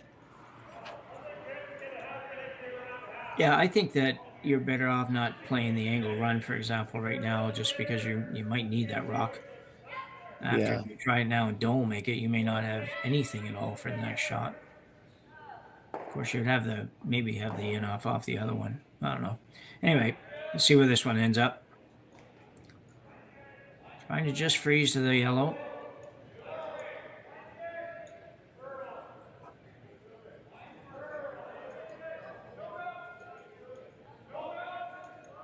Ooh, no, he didn't get by. It's not probably going to help too much.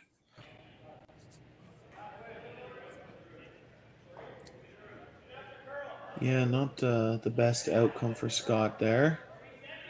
Now it's Team Gushue's time. It's time to decide what shots Mooibroek has. Well, you kind of forget about, because in the overhead we don't always see up far enough, and it's just the way it is. Can't help it. But it's so when you're looking at it, sometimes I'm looking at it and I realize, well, you could play this, could play that, but then maybe not once you can see the rocks that are out front.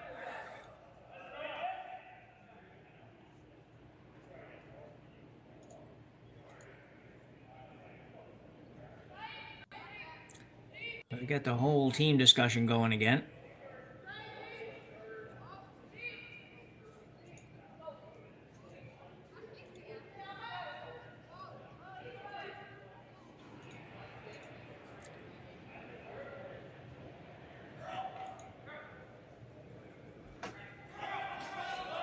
This could be the longest end of our weekend. Well, I'll tell you, there's been some long games. That's if there was a complaint at all for this thing, I would say it's just and typical of Bondsvilles with no clocks naturally and a lot of money on the line and all that kind of stuff. But there's been a lot of long games. I've had a couple games that they quit early, and they quit early after 6 ends in the end, and we're already at 2 hours and plus sometimes it's and some long ones. When are we here? We're probably we're maybe a few minutes late starting, but I don't think a lot late. Almost 1:45 or 1:45. If this goes 8 ends, it'll be pretty close to 2.5 hours. Yeah. Yeah, that's it. You're deciding to play the hit and roll into the rings, I assume. Yeah.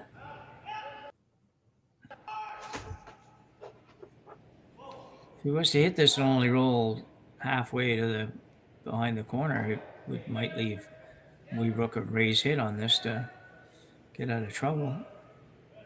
Anyway, we'll see. Jeff Walker, a little bit of a roll. Uh-oh. Oh, no.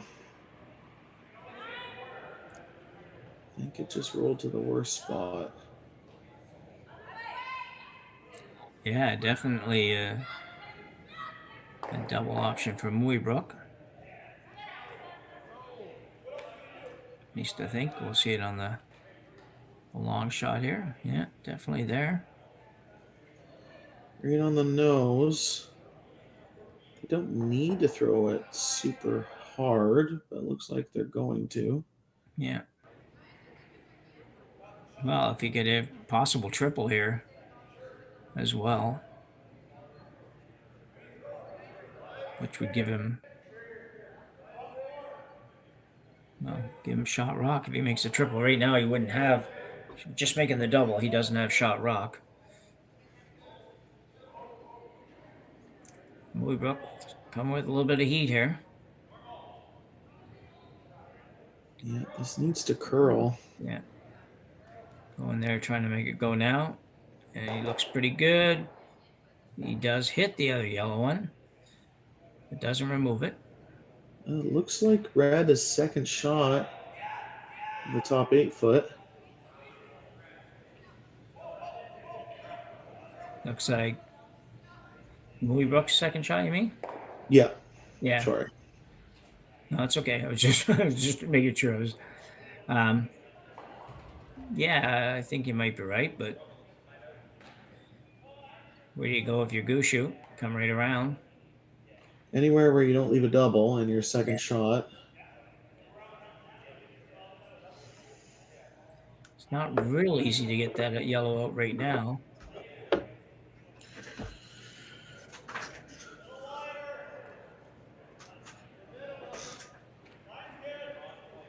Well, they decided. Much shorter discussion this time. Yeah, well, like you said, it's not right now.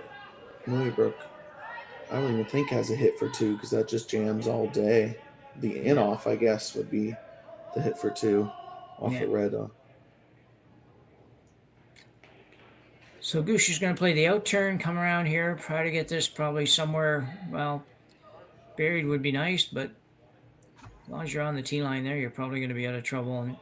But if you can bury this, you're going to have full 4 foot, maybe force Sam Mooibroek to play the draw.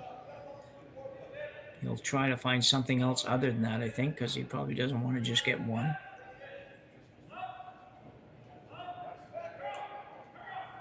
Yeah, he's going to look at all his options before he just draws the 4 foot. Now Gushue's been off on his draws. Yeah, he hasn't made much for draws, so. And this is a brand new path. This is going to be this is probably his toughest draw of the game. Looks like the weight's okay.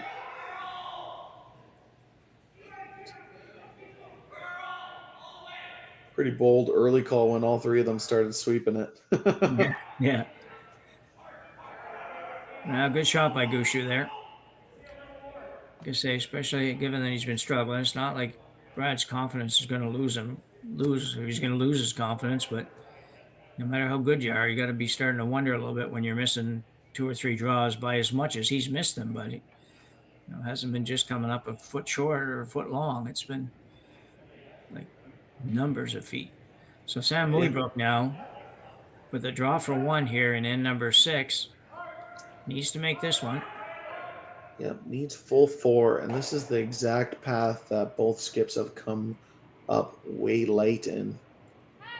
So let's see if Sam Mooibroek can figure this path out. Put this right on the pin.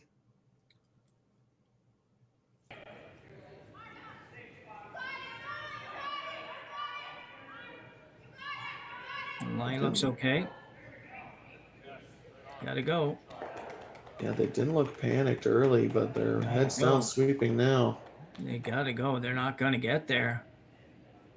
Wow, and the big steal of 2 for sure. Yeah, I think it is only 2. Yeah. Maybe Gushue not convinced. Our overhead camera makes it look pretty obviously red, but one final look for Mark Nichols. Mark may think it's yellow. the eyes. Everybody's going to look at it now. The eye's getting a little older, I think. So we'll hang on here till they measure these. Brennan Botcher pointed at the red. Did he? Yeah, he said it's pretty obviously red. Okay. So Gushue with a steal of 2 will regain his 4-point lead that he had after one end of play and have a pretty commanding lead as we go to the 7th end here at the RBC Dominion Securities Western Showdown C qualifying game here at the Swift Current Curling Club. We'll be back right after the break. We asked Saskatchewan what they know about 5G. More speed, more innovation. It's going to make our lives a whole heck of a lot easier. This is what 5G looks like. Better, faster. Sounds like 1 more G. Sounds pretty good. I don't know what it means. All you really need to know is the future of 5G is here and will continue improving through investments in network technology.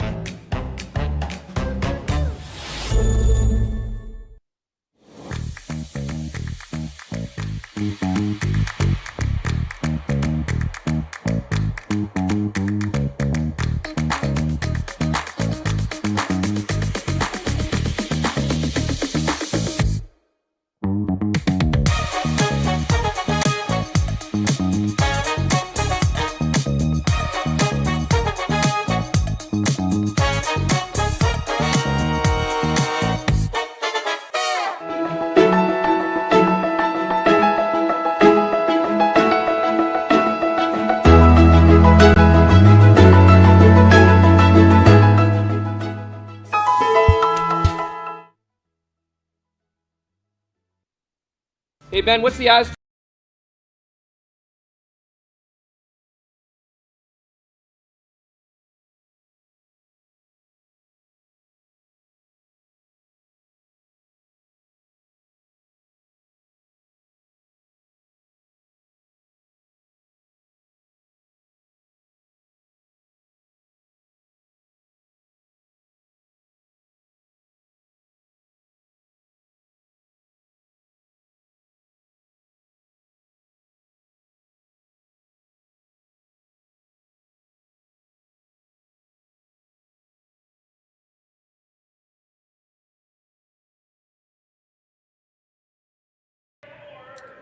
We're back for end number 7 here. Mooibroek giving up a steal of 2 and 6. Now trails Gushue 8-4. It's been a back and forth kind of game. Bit odd for sure.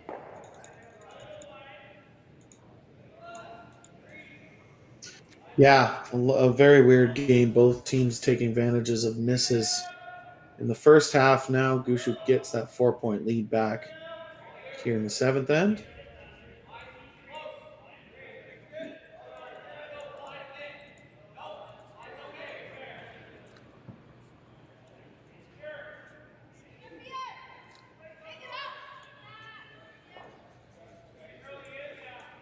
Gushue looking to put another one in the 8-foot in front of the yellows.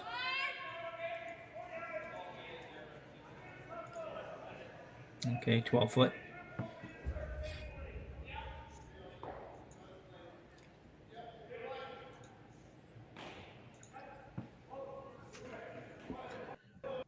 Yeah, corner guard's not exactly in the perfect spot after Nathan Steele's first two here.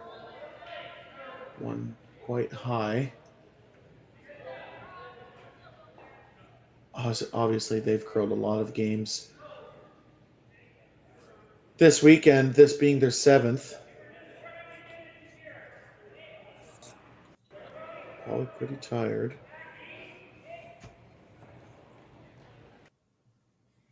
It's a good shot there by Botcher. Yeah, it mentally gets tough too. It's there's obviously the physical component, the toll it takes with this many games over a fairly short period of time. And these guys started just Friday morning. This 7th game. And just when you start to struggle a little bit, it affects you mentally too. You just don't think quite as clearly and evenly as you need to. But need to find a way to get 3 here. Yeah, 3's a must. I mean, they have stolen 2 once this game already, but big sweep to try and make this tap and roll. Just not really quite enough weight on that. Yeah, I think they wanted to cross the face a little bit more.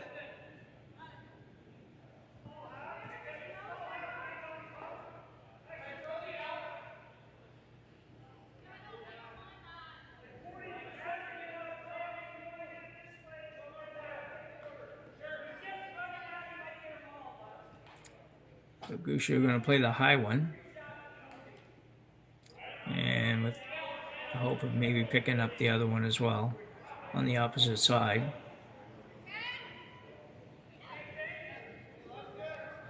Even though it feels like Gushue has a stranglehold on this game, they would love to finish it out in 7 here. 1, they get 20 more minutes of sleep.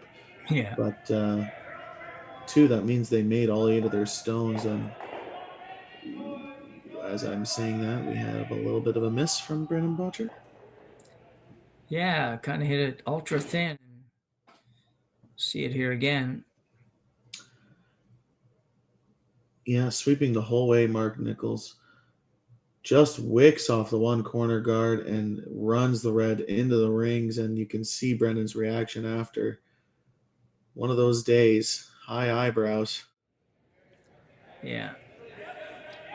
Yeah, that was definitely bad luck for sure, but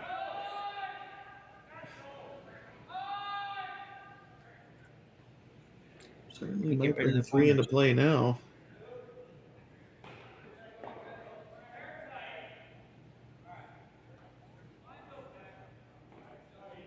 Still going to need a little help, though, from Gushue, really, to generate a 3, I believe.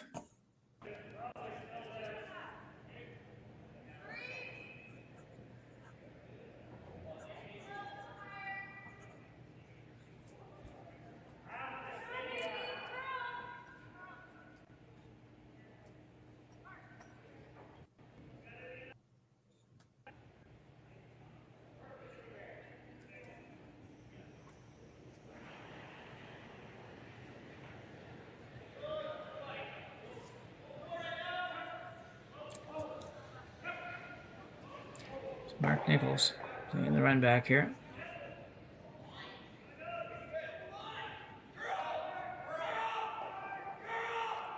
And he'll just get the straight peel, I believe. Let's take his own out. Yeah, not the end of the world taking your own out. Though the last 2 stones, Gushue has taken more of their own stones out than they have. I was just going to say, yeah, I agree. Not the end of the world, but consider where you were 2 shots ago. It's like, it's pretty radically different, that's for sure.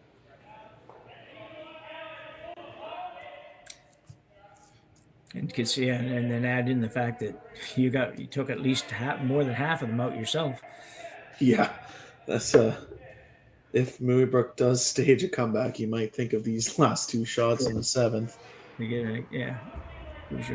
Team Gushue have to give him an assist at least. Scott Mitchell going around the corner this time. Because he needs 3. He doesn't have the luxury to keep it throwing up a corner guard on the other one.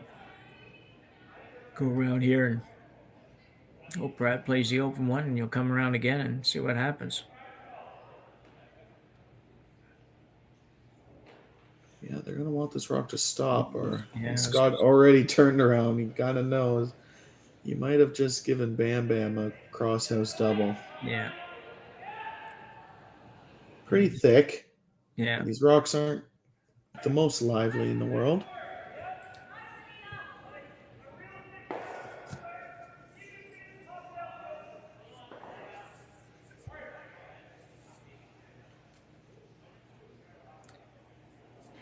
So on the out turn.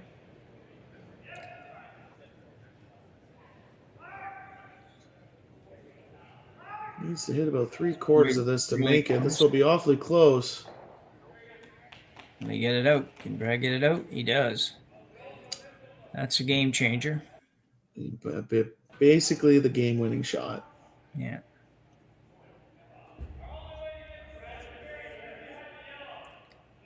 Not a lot of people can make that crosshouse double the way Mark Nichols just did. No. That is a fast-moving rock thrown very accurately. Sam Mooibroek going to go way outside here.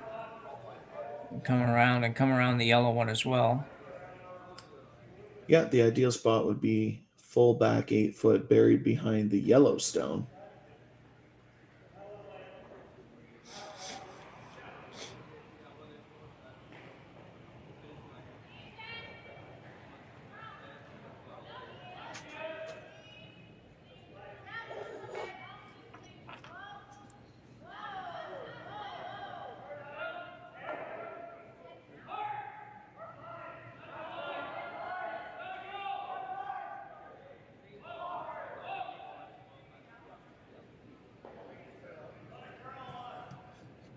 That's pretty much perfect. That's a great shot, really. For a game that half the time nobody can find draw weight at all, that's a really nice shot by Scott Mitchell.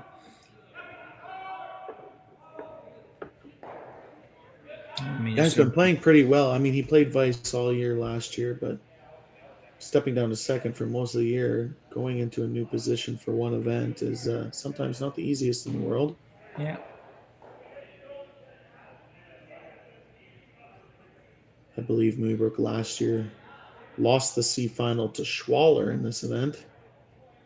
Currently losing the C final to Gushue right now. Okay.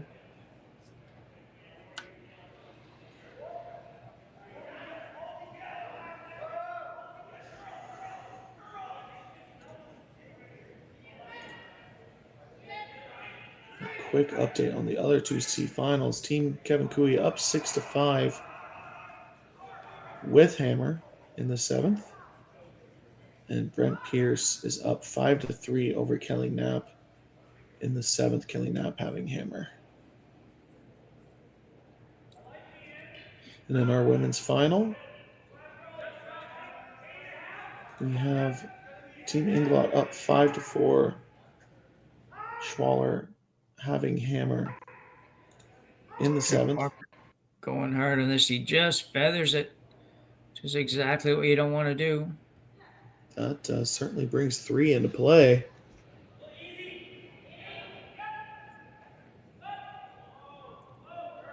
Sam needs to line up these angles to where they can't eliminate a red stone and still have a shot for 3. Yeah, it's going to be difficult for sure.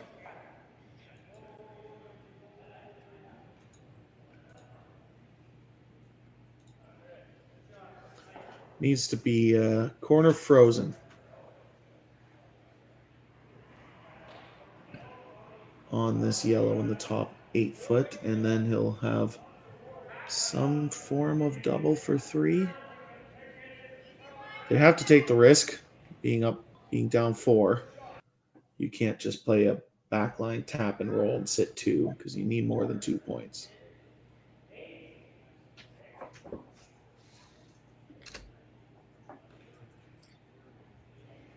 So Sam Mooibroek now play the same shot he just had Scott Mitchell play.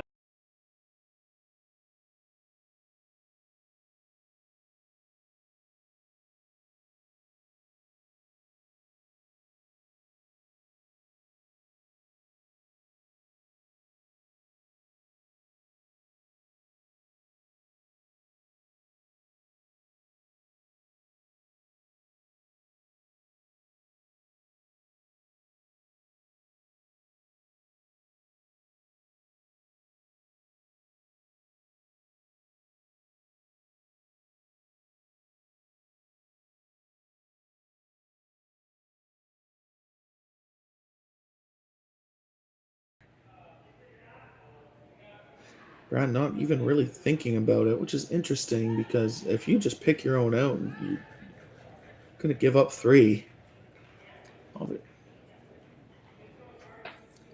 Yeah, it's interesting they're not taking a little more because you could split the house here. And you could split the house. You could draw back 4 foot. You can tap your shot stone back into the reds.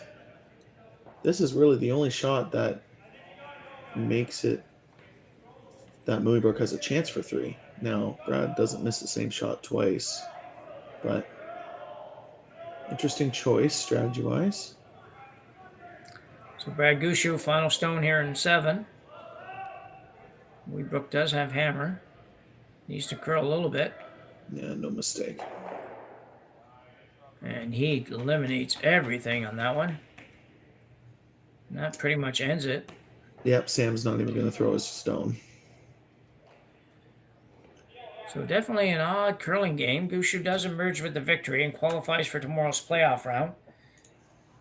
Sam Mooibroek, you got to feel a little bit for him. He played 7 games this weekend and walks away without qualifying. That's a tough road to hell, but it was a bit just an odd curling game, Sam, I think. Yeah, both teams struggled on different ends of the game, but Gushue coming out on top in the latter half of the game and gets to make the playoffs, and 2 more teams will join him. So we will encourage you now to drop over to watch. There's still 3 games going on. The ladies' final still going on, and it's close.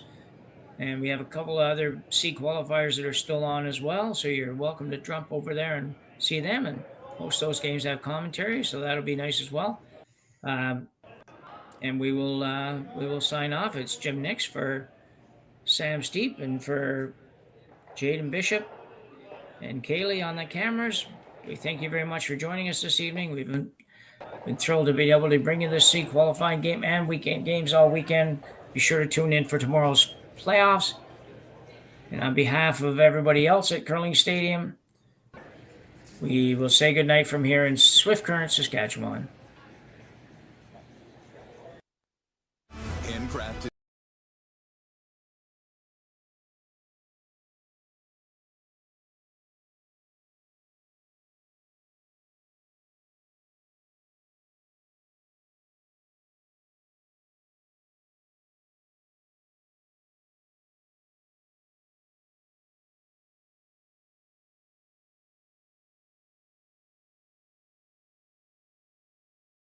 Join the revolution.